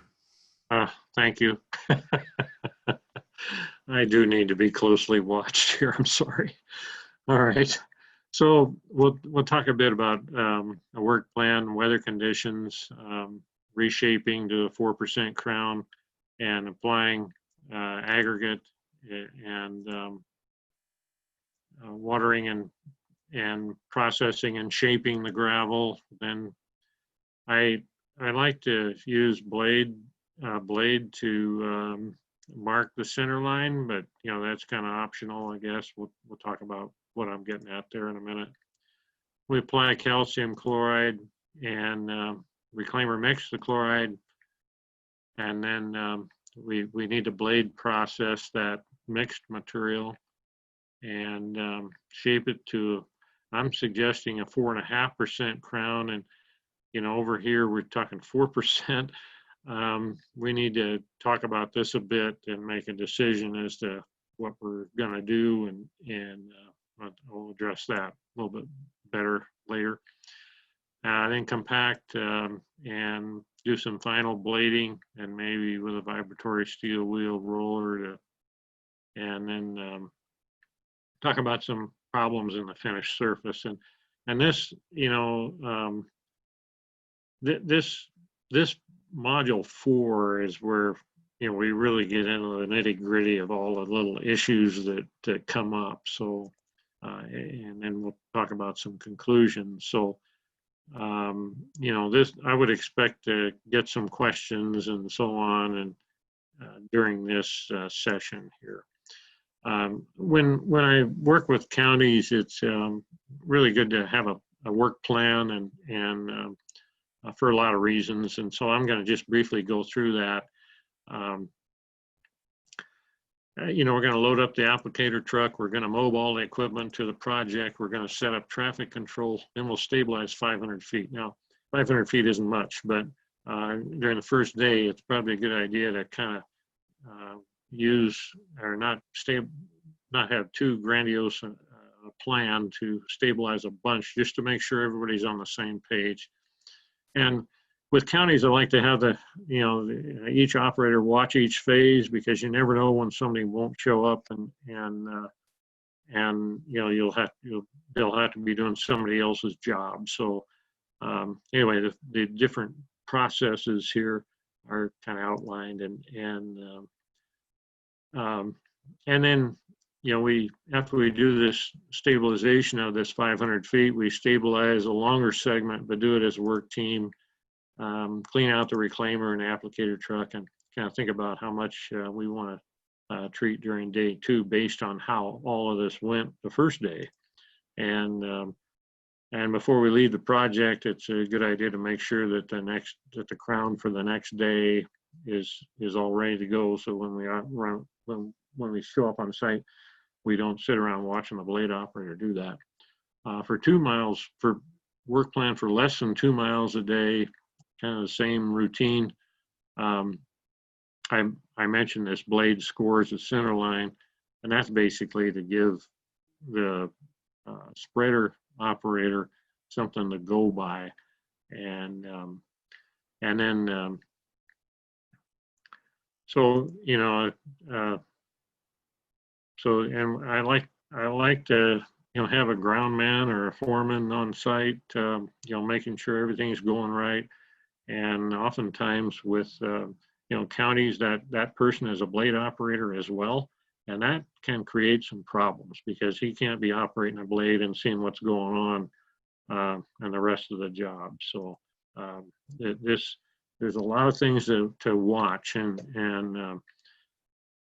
you know, there's all these little things you need to be making sure are correct as you go along. And so, you know, and this is a full-time job. So when we talk about just a plan for the less than 2 miles a day, maybe at 10 a.m., the foreman decides, you know, where to turn the reclaimer around for the day. It's handy to button up full road width each day. And that's because if you're trying to finish that crown, you want to make sure that both sides of the road, both lanes are done, and so the blade operator has a chance to make a decent crown. So yeah, doesn't have to marry up with that a day or two later.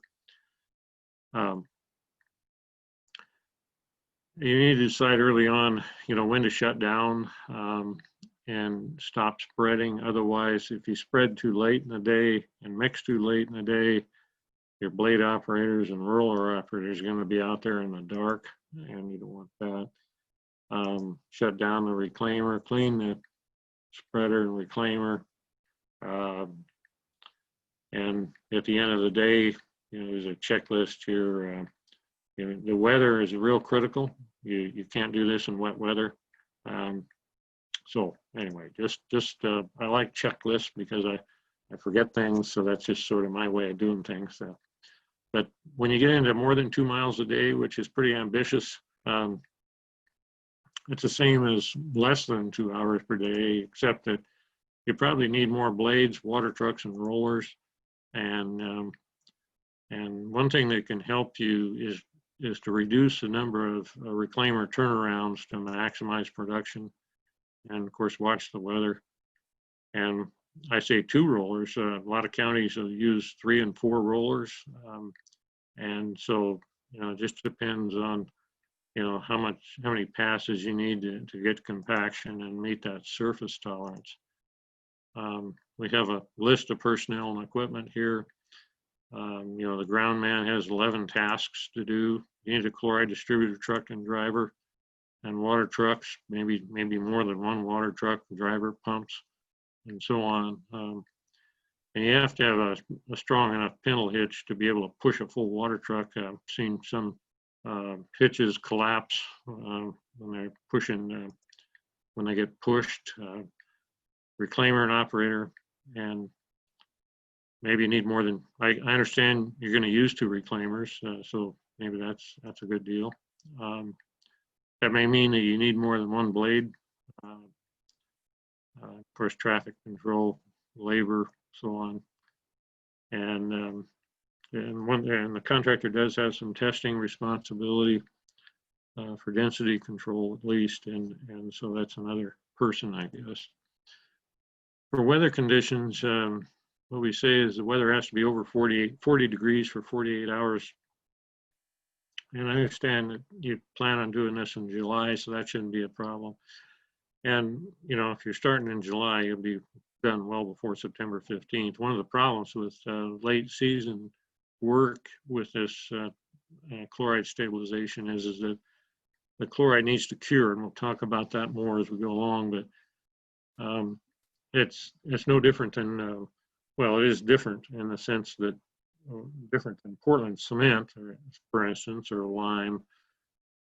But it's there is a cure period where it will not set up immediately, and there's an equalization process that takes place with the chloride within the gravel, and that can take a few days up to in the fall. That can take a week, and so that's why you want to avoid fall season work. So anyway, there's some weather considerations here. You need, and of course, you know, with Doppler radar, you know, that really helps predict what's, not just predict what's going to happen, but see what's coming. So that's really handy. One of the things that we need to do is always finish, you know, compaction as soon as possible. And that actually compacting right behind the reclaimer actually starts that curing process and helps it along as opposed to just leaving the material loose. And so what happens is when this cures, it makes gains more strength over time, and that's sort of similar to Portland cement, I guess.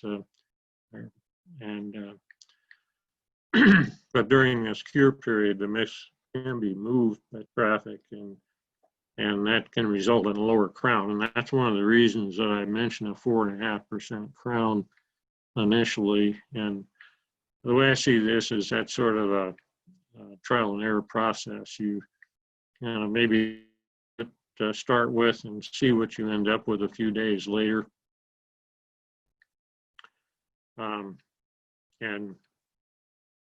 And so this, you know, this curing can take 3 days to a couple of weeks, depending on the weather. So, but in July, you should be, and like I say, in the fall, you could get you know, too much moisture in your gravel because you're starting to get wet weather as well. So you want to, you know, plan for the unexpected rain, and if you do get some unexpected rain, you need to stop spreading chloride, of course, immediately, and then you know, start maybe shallow mixing and going fast. Maybe instead of 2 miles an hour, you go at 4 and shallow mix, and then compact that material as soon as possible. This little flying photo here shows chloride pellets, and you know, those might be like well, probably never over 1/8 of an inch, maybe a 1/16 of an inch in diameter, and those pellets will absorb a lot of water, and they absorb humidity out of the air. And of course, that's why, you know, pellets, calcium chloride pellets work well for dust abatement. And you know, mag chloride works in the same manner, except that it comes in liquid form. It doesn't have to change from the solid to the liquid like we're seeing in this photo. So But if you do allow the chloride to absorb rainwater, you're really screwed. You really have to button up any chloride dry or loose gravel that you've mixed. You need to compact that as soon as possible. And maybe not out there. I mean, your water trucks, your blades, whatever. And when you're doing this with all kinds of this other equipment, you're going to end up with some irregular surfaces that you may need to lighten blades so you don't end up with ruts and loose material. Anyway, you need to look at the Doppler radar and develop a work plan. And the rains can help you, of course, with reshaping the existing road that's out there that you're gonna put chloride in, and so you can work ahead and take advantage of that rain precipitation. When we talk about reshaping the existing road, and this is this spec reference here, it talks about mowing and disking shoulders and recovering gravel and reshaping that shoulder. This is in my mind, kind of risky. It depends on the guy doing it. And, it depends on what you run into out there along that shoulder and so this is something that I would think that,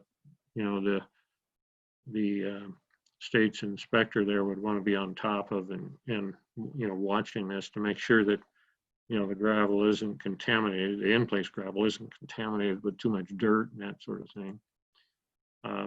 There's some suggestions here that come from maintenance people that I've worked with over the years. Sometimes, leaving this vegetation on the road surface spread out helps for a day or two, and then coming back and, and casting that off the road surface is a good way to do that. The spec talks about fixing soft spots in a subgrade by subgrade excavation or sub-excavation and gravel. This is important because this chloride stabilized gravel is actually no stronger than existing gravel when it comes to bridging over soft spots. And so you're not going to solve soft spots by treating your chloride with gravel. And so, one of the things here is that in July and August, when you're doing this work, I bet most of your soft spots are going to be, you're not going to see them. And your county maintenance people probably know where these are, and fixing these ahead of your July and August work time is suggested. You need to cut out all washboards, potholes, and build this 4% crown in the existing roadway and compact it. And again, hopefully there's enough gravel to build a crown, and it sounds like there probably is. So we're good there. So and then you need to, after you get all of this work done in reshaping, you spread and mix chloride within 5 days. Now, I would not wait 5 days, I guess, but that's your call, and especially with that in place sandy gravel. If you leave that out there for 5 days, I think you'd be back to reshaping that probably before you add chloride.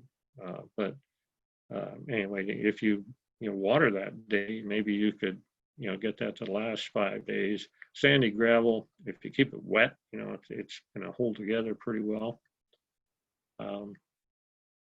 Well, I have this slide about enough gravel to build crown in here, and this kind of gets to the situation where I didn't know if there was enough thickness of gravel or very much crown out there. And this is what the plans show as the existing roadway. The crown varies and the width varies, and the thickness, I'm not sure about that. But anyway, I do to scale here.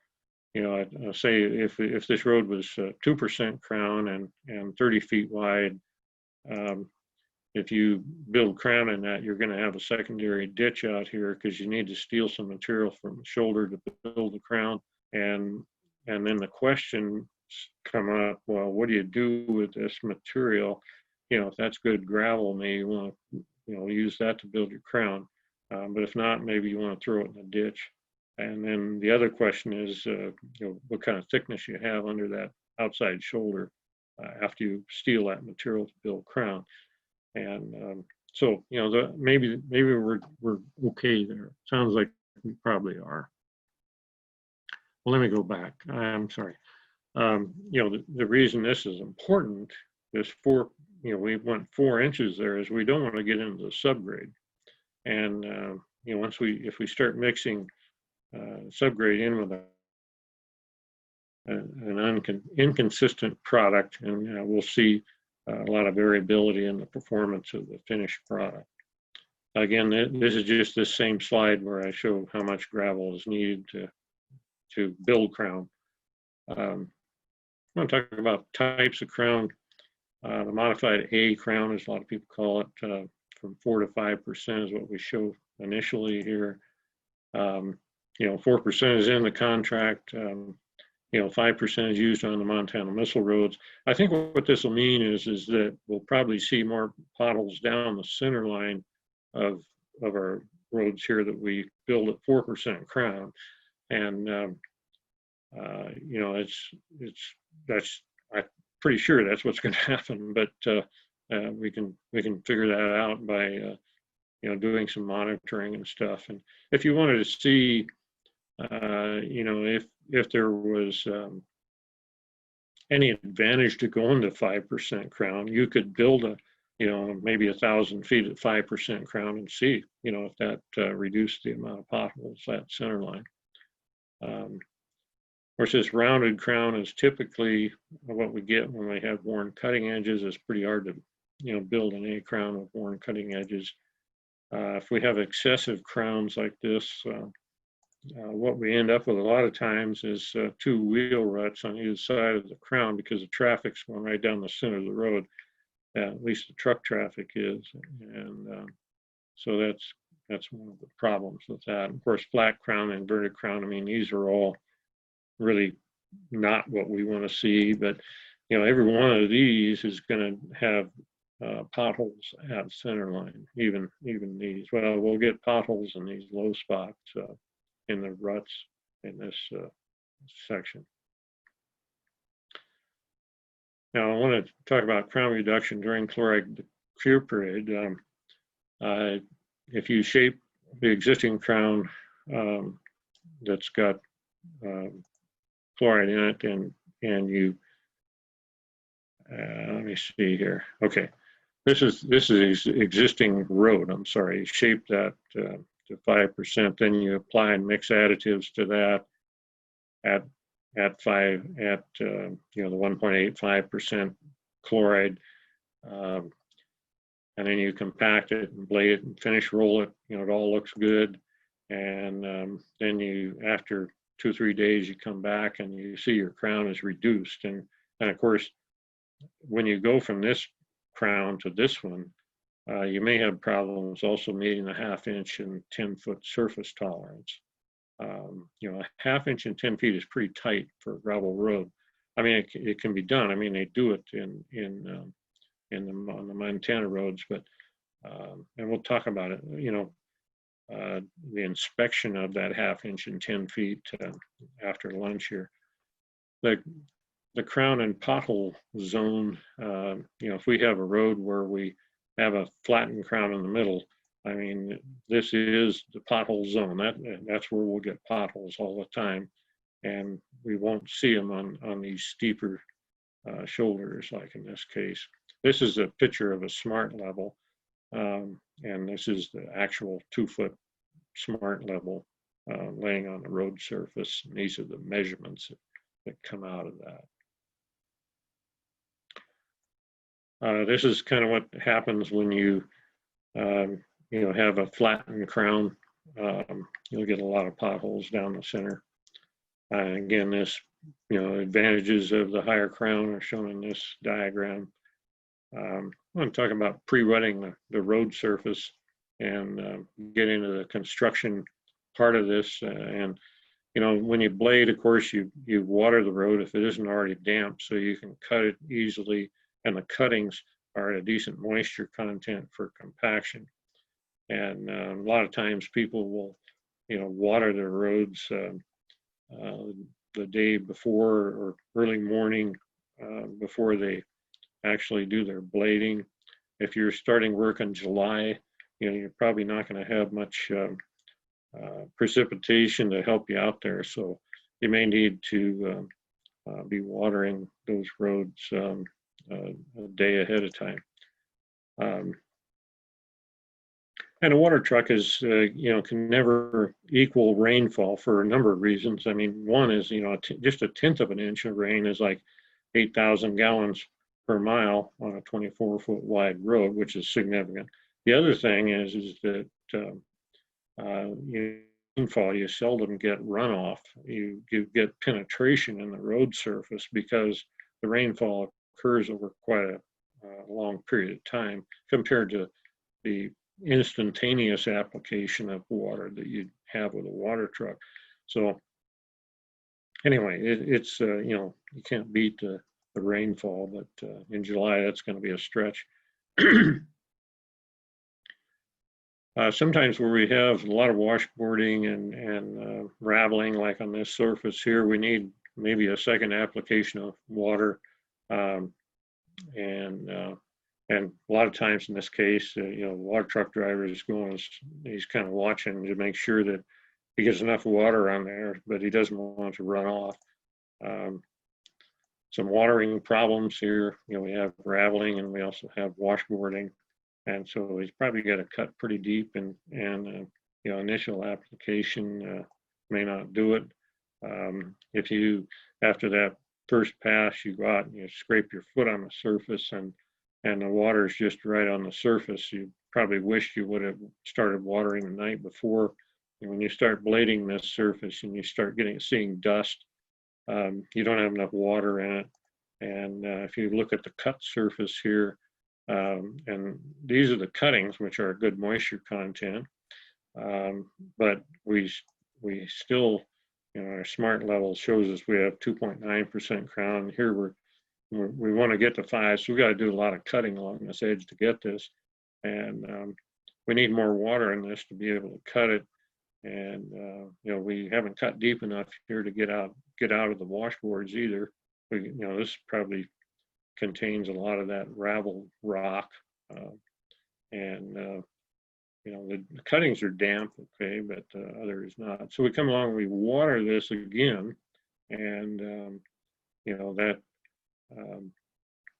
like I said, it would have been better to water the night before here, but we didn't do that. So we got to kind of water it again to recut it. So we got more material over here that's going to get more water in it. It probably doesn't maybe need it, but we got to put water over here. So anyway, if we have a berm or windrow out there and we water, that berm is going to soak up all the water, and we're going to have a dry spot underneath that berm, which can cause delaminations like this. So this watering thing is super critical. These delaminations, this is especially discouraging because this happens like a day or two after you finish the job, and you start seeing this stuff peel up, and you think, is this going to happen for all of our work that we've done, or not? You know, and it kind of depends on watering, which seems like a kind of a no-brainer. But anyway, when we get these berms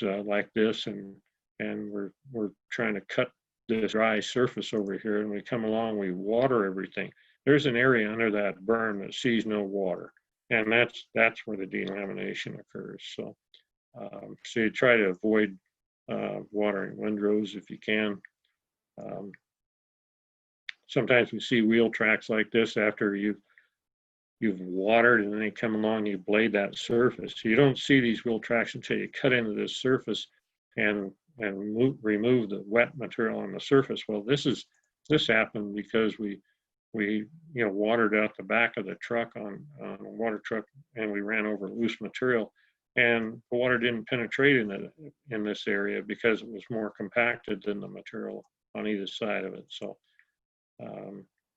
And, despite what some people might think is reclaimer mixing isn't going to solve this problem. Reclaimer drums rotate, of course, quite fast, and they throw material around inside that drum, but you'll see dry streaks in your gravel after you go through this with a reclaimer. And also, you can see this type of problem where you have plug nozzles on a water truck spray bar. And again, this is why I kind of promote this front spray head type of water truck, or at least a water truck with this front spray head. And, one of the things that we need to do that's required in the contract after we reclaimer mix is to blade process to reduce segregation and get consistent moisture and gradation. And in this case, we're trying to blade mix material that's too dry. You can tell just by the height of the windrow or the way it flows at a low angle like this that this material is dry, as opposed to this material over here where we got good moisture content in it. It stands up and it's bulked up because of the moisture in the gravel. And we won't see segregation in this berm, or we have a lot of segregation here. So this blade mixing this guy is doing without or with dry material is kind of a waste. I'm going to talk about cutting out washboards on existing gravel. And some people might think, well, if we're going to reclaimer mix this, why do we have to cut these out? Couldn't we just grind right through them? And of course, with a reclaimer, you can do that, but got to keep in mind that your front wheels, they're controlling your mixing depth, are going down in and out of these washboards. And so what you're getting is basically, if you don't cut these out, you're getting a variable depth in your reclaimer mixing. And believe it or not, after you go back and recompact all of that, those areas, you'll see that in the finished work, because the material will compact more in the wheel tracks where it's mixed or ground deeper. Okay. If you have uneven crown, which often happens in a road where you have commodities that are hauled in one direction, loaded and unloaded going back in the other direction, you can have this beat out where this is pretty well torn up and the other side is not. You got to build this back up, and so you need to kind of determine what caused the problem. Maybe it's a ditch line over here that's causing this whole area to be saturated. Maybe it's not like commodity hauling or something. But some options for fixing this. You can lower the road by gravel cut and fill. You can pull material from this side, but when you do that, you're going to lower grade to a bit, and you have to have enough gravel to be able to do that. You can haul in pit run and fill it up. You can haul in new fill and mix with 2% cement, which some people find handy. After you do that, you can compact that water, compact that in water if necessary to get close to optimum, and then correct the drainage along the edge of the road. And then spread what gravel you saved over the surface, and then compact that. I want to talk about blading.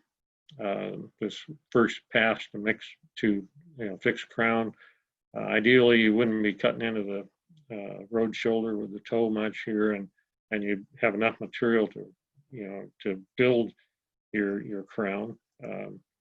If not, you're going to end up with a maybe a berm or a cut out here, which will create a secondary ditch, and that material needs to be, if it's good gravel, you need to pull that in, or you need to wipe it off to get rid of the secondary ditch. So you end up with these little cuts over here like this, which you want to get rid of those. And like the typical drawings or section in the drawing says that the crown varies. So you know, you're going to have areas where, you know, it may not be the same on either side of the road. Maybe flatter in 1,000 feet than it is in the next 1,000 feet. So this requires a lot of blade operator time to kind of get this shaped up and prepared for addition of chloride. Okay. On crest vertical curves, a lot of times, you know, when you go over the top of this hump here, it's a vertical curve. So normally we have less gravel on those just because the mold board is in the center between two sets of wheels. And so we cut more on these high spots than we do on these low spots. Low spots usually have a lot more gravel in them. And that's because of, you know, blading maintenance occurs over a long period of time. That just, it's kind of what happens. And so that presents some problems. I don't know how many vertical curves you have in your roads out there, but something to think about. And, you know, as you're doing this, you know, the guy on the ground man needs to inform the blade operator how he's doing. I mean, because this is kind of what the final inspection is going to do to make sure you meet specs. So you want to make sure that you're getting close to whatever your target is. Here we're looking for 5%. We got 4.9 on one side, 5.1 on the other, which is pretty much ideal. You know, the contract doesn't actually have a tolerance on crown, and there needs to be some tolerance on that. You just can't build gravel roads to a certain percentage, like 4%. I'd suggest, what I would suggest is going from 4 to 4.5%, and make 4% a minimum. But that's my suggestion anyway. Okay. And, you know, during your final pass, of course, you want to maybe use your blade frame articulation and get as much compaction at that center line as possible. You know, you're expecting this to hold up for a number of days before you come out there and you know, do your chloride application. You may have to come back and touch that up prior to the chloride application, and you know, be sure and check it. And I found that the grade controls in Cat and John Deere graders are good, but they can also be bad. So, and they can be good on one side of the road and bad on the other, which I never understood. But anyway, checking them like this is important. In this case, you know, we have higher moisture on this side, and it's kind of being pretty critical here, but we have a moisture minor segregation in this area, and the reclaimer just will not fix this. So, you know, if we want to get enough moisture in this surface to avoid adding water during the reclaiming process, we got to probably do better than this to make that work. You know, evaluating the moisture consistency in crown, you know, this looks pretty good. We got a 5% crown and so on. So now when we talk about new gravel placement and shaping and compaction, things to do, of course, is to continuously monitor yield and confirm that we're getting enough rock out there. I mean, that's kind of a no-brainer. I would suggest using 100% of the modified density to determine what kind of yield to actually, or spreads that you're actually going to use. And then I guess, you know, make sure that we get within 2% of optimum. And, you know, you may want to consider adding water, you know, prior to even loading out your trucks. I don't know, you know, it depends on the moisture content of the gravel. And if you put gravel onto your stockpiles, for instance, prior to loading them out, you'll have probably pretty uniform moisture content by the time you dump that on the road with a belly dump. You need to build a uniform windrow. And at this point, you know, you're trying to solve segregation problems that exist. And of course, if your gravel is wetter, you'll have less segregation problems. And another thing needs to be done at this point, after the windrow is equalized, is to take some samples for gradation acceptance. And this is a spec reference that talks about that. Well, after you get the windrow built, then you spread to the desired crown. And again, I'm suggesting 4.5%, but somebody needs to make a decision on that.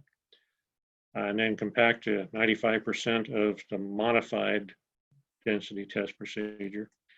And the thing that you need to do is try and get that density as high as possible. And that, will get in the habit of trying to do that every time is a good idea. And then incorporate the calcium chloride within 14 days. And the 14-day thing is, I think, a stretch. I wouldn't go that far, but maybe several days. So, was there a question, Dale, or I hear the mic going off on this end? Is Dale away? Dale, are you there? Yeah. You hear me, Steve? I can. I don't see any questions in the chat. If there's anybody that's trying to jump in, please do. Okay, thank you. I just heard something here. I've been just imagining it too. I don't know. Okay. Now, low moisture content and traffic cause segregation looks like this. If you haven't seen it before, this is a real bad problem. You cannot fix this with a reclaimer. Okay, you have to blade mix this back and forth and with water. And so this is my slide to try and convince everybody to put down wet gravel. Okay. And if you're pug milling, which we're not in this case, this is crazy. You need to add water at this point, okay? And you might want to consider, like I mentioned just a minute ago, adding water to the stockpile. And with respect to preventing segregation during gravel placement, this has all kinds of ramifications, I guess I'd say. And some different ways, to prevent it, to basically add water before placement, add water during blading, and restricting traffic until blading and compaction is completed. And, this is more of a problem in July than it is in June, of course, but so, it's the water issue is a big deal. This is the same picture that I showed a few minutes ago, where the aggregate was about 1.5% moisture, which is low coming out of a stockpile. Normally it's a little higher than that. But they allowed traffic to go over this and their own haul trucks to go over this too. And this is what happened. So, and we're also losing dust. And this is particularly a bad deal because part of that dust is the bentonite that they were adding to the gravel. So, anyway, when we added 1.5% moisture to this gravel, this is what it looked like, which is good, except that if you don't process this is going to dry back and it'll be in this situation. If it came out at 5%, it'd even be better yet, and it wouldn't be segregating and dusting and all that sort of thing. So, there is a part of the spec that talks about not allowing traffic on the gravel prior to windrow processing. So, there is that part of the spec, which, if you have traffic control at all, that should be something to keep an eye on. When we blade mix to fix segregation, it's a problem because we got to move material left to right to left to right. And I don't know how many times it takes to do that. Another way you can do that is to take this windrow and after you've mixed it a couple of times, and if it's not, if it doesn't look like you're making much progress as far as getting it mixed, and your carbide attachment on your 14M is going to not be a real efficient mixer for this. You might want to flatten the windrow and run through it with a reclaimer to try and mix it. And of course, you can go through this pretty fast with a reclaimer, and you know, that will probably help. But anyway.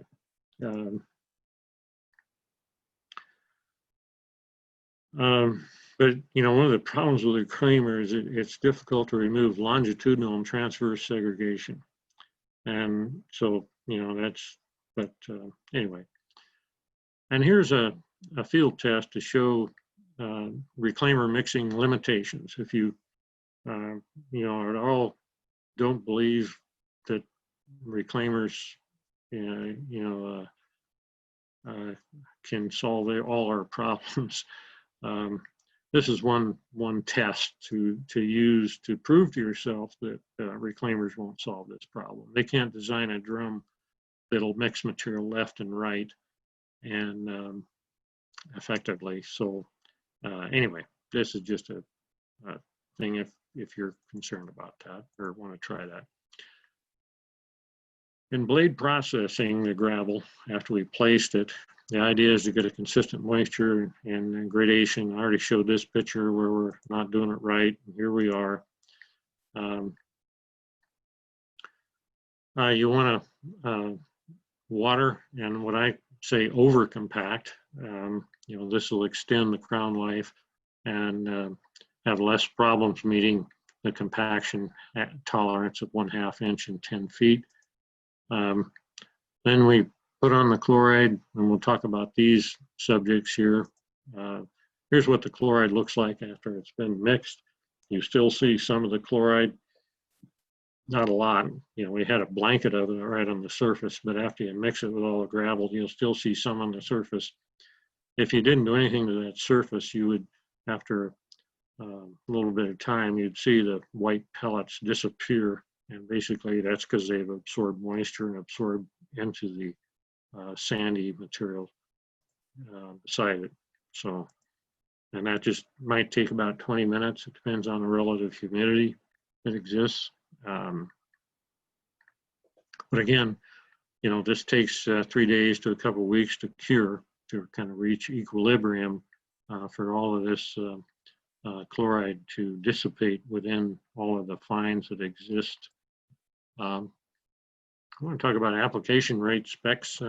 We have a target spread rate, and the specs, it's based on 100% pure salt and per square yard. And we basically, they express this in percent by weight of the aggregate as 1.85% weight. So if you had 100 pounds of gravel, you'd need to have 1.85 pounds of chloride on the surface. Now, so the reason it's, well, the reason we have these other numbers in here is we need to figure out how much the gravel itself weighs per square yard. And so this 139 pounds per cubic foot comes from the laboratory test that I was talking about earlier. That's a modified moisture density test. We're trying to achieve a minimum of 95% of that, which normally isn't a problem. And we're going to treat this 4 inches deep, and this changes it to feet. And we have 9 square feet per square yard. So we end up with 7.3 pounds per square yard as a target. And this is based on this assumed unit weight. We need an actual one from the test on the gravel, which I don't think we have yet. If we look at application rate ranges, I mentioned earlier that we could go from 1.7% to 2.0% with a target of 1.85. So this is what's called for in the specification. This is 100% pure salt. If we're to convert this to pounds per square yard at 100% pure salt, we get these numbers right here, okay? And but what we actually have out there is 94% salt in our chloride. So we need to divide all of these numbers by 0.94, and we get these numbers over here, which is the actual application rate of the product that we're actually going to use on the job. And so this is kind of what we're looking for. And we're going to do a test, a field test, to determine whether we're meeting these requirements. And one suggestion is if the spread test, okay, and that's what we're going to determine pounds per cubic per square yard here. On that test, if we're close to the target and the spread is uniform, we just buy off on that and do a truckload yield test, okay, where we look at a whole truckload and what we basically do is we know how many tons of chloride are in the truck, and we know the area that we covered with that amount of chloride, so we can, and that's much more accurate. And we can, we should be doing this yield test continuously to make sure that we're getting enough chloride on the road and not too much. And so we also must monitor the uniformity of the spread. And also remember, that everything in this table from here over, whoops, sorry about that. From here over, these two right-hand columns is based on 139 pounds per cubic foot density, which is not correct. I mean, I'm sure that our moisture density test will show us something different. So the numbers in this table need to be changed using this formula up above here. Okay. The truckload yield test is basically a rate in pounds per square yard, and that's the weight of the chloride applied to the road divided by the area covered. And so if we assume, as an example, here we have 15 tons of 94% concentration. We cover a 30-foot wide road and we go 1,150 feet, and we divide it by 9, so we come up with 3,833 square yards. So our application rate of 94% is the 7.83 pounds per square yard. And when we look at the values from the previous table, the 7.83 is pretty close. I mean, that's well within tolerances. I wouldn't change anything in this case. I would leave all, suggest that they just continue to go this way. And you continue to do, this yield test on subsequent applications. The only time I'd change is if you were getting close to this upper limit or close to this lower limit. So anyway. And again, remember, these values are based on 139 pounds per cubic foot. Rail car delivery is what'll happen for the chloride. Here shows offloading that way into a truck. As they get further and further away from the rail car, they may use semis to transport the chloride to the distributor car. This is a distributor trailer, actually. Here's where they brought the chloride in from the railhead with a semi, and they're loading out the distributor truck. Now I want to talk about spreading. This center line alignment berm, I think, is a good thing to think about using. It's not required in the specification. The blade operator's eye is about 10 feet off the ground, and so he can see over vertical curves. He can see, has a good line of sight for looking down the road to know where the center line is. He's used to aligning everything to build this crown in the center of the road, and so he can do this quite rapidly, just like is shown in the photo here. And what we're trying to do is just give the spreader operator something to go by, and so he can spread this lane and out to the width that's required, without any problem. And so you get that little berm there, so to speak. Another way to do this is to use, spread windrows and use a blade to, and if you have a 16-foot moldboard on your 14M, you can do this and lightly blade the surface to create a small berm on either side, and mark your table to show where you get that width that you're looking for, whatever that is, 14 feet, 15 feet, or whatever. And this is kind of what this looks. This is on a cement stabilization job, but this will give everybody an idea where this the center line is, where the shoulder is, and then these aren't necessarily small windrows because we're putting down a lot of cement in this case, but anyway, and you can measure that width and see if it's what's required and so on. And then what I'd suggest too is to make sure everybody agrees to not only the width, but where you have it on the road and everything else, so that you start out with everybody agreeing to where it's to be spread. Here's a spreader truck spreading chloride, and actually this is over the top of some bentonite that was spread, and the chloride's behind it, but there's a little berm along here. You can hardly see it. But anyway, we're looking at when we overlap center line a little bit usually, to make sure that we don't have a skip in there.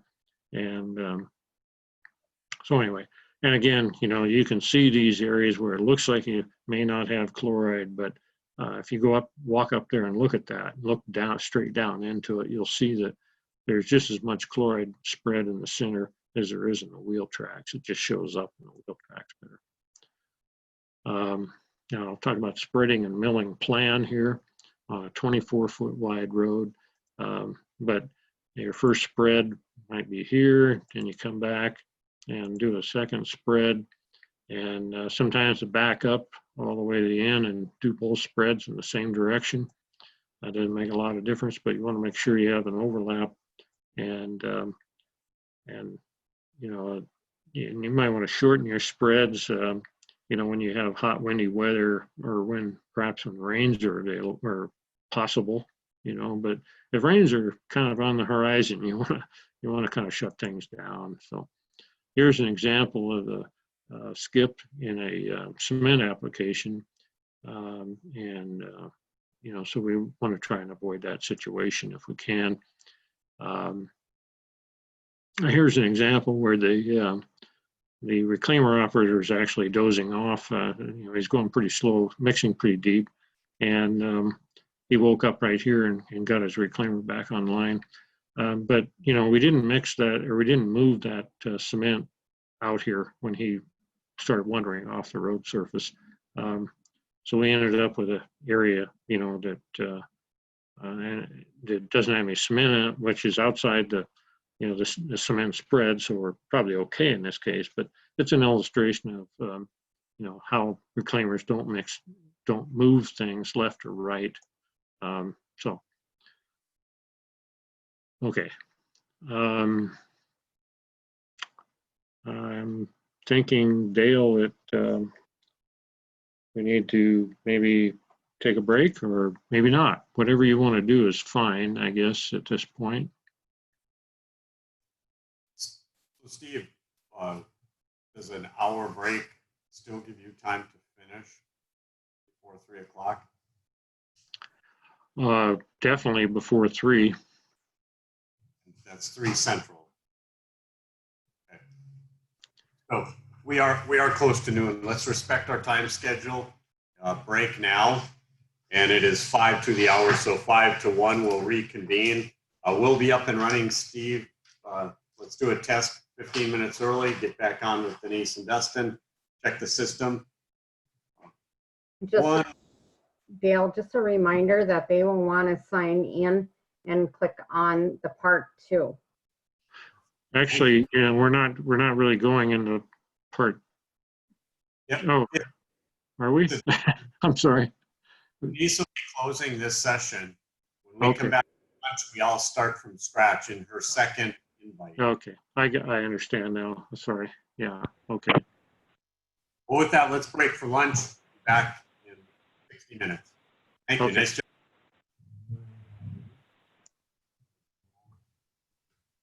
Yeah, it's going really well, Steve. You're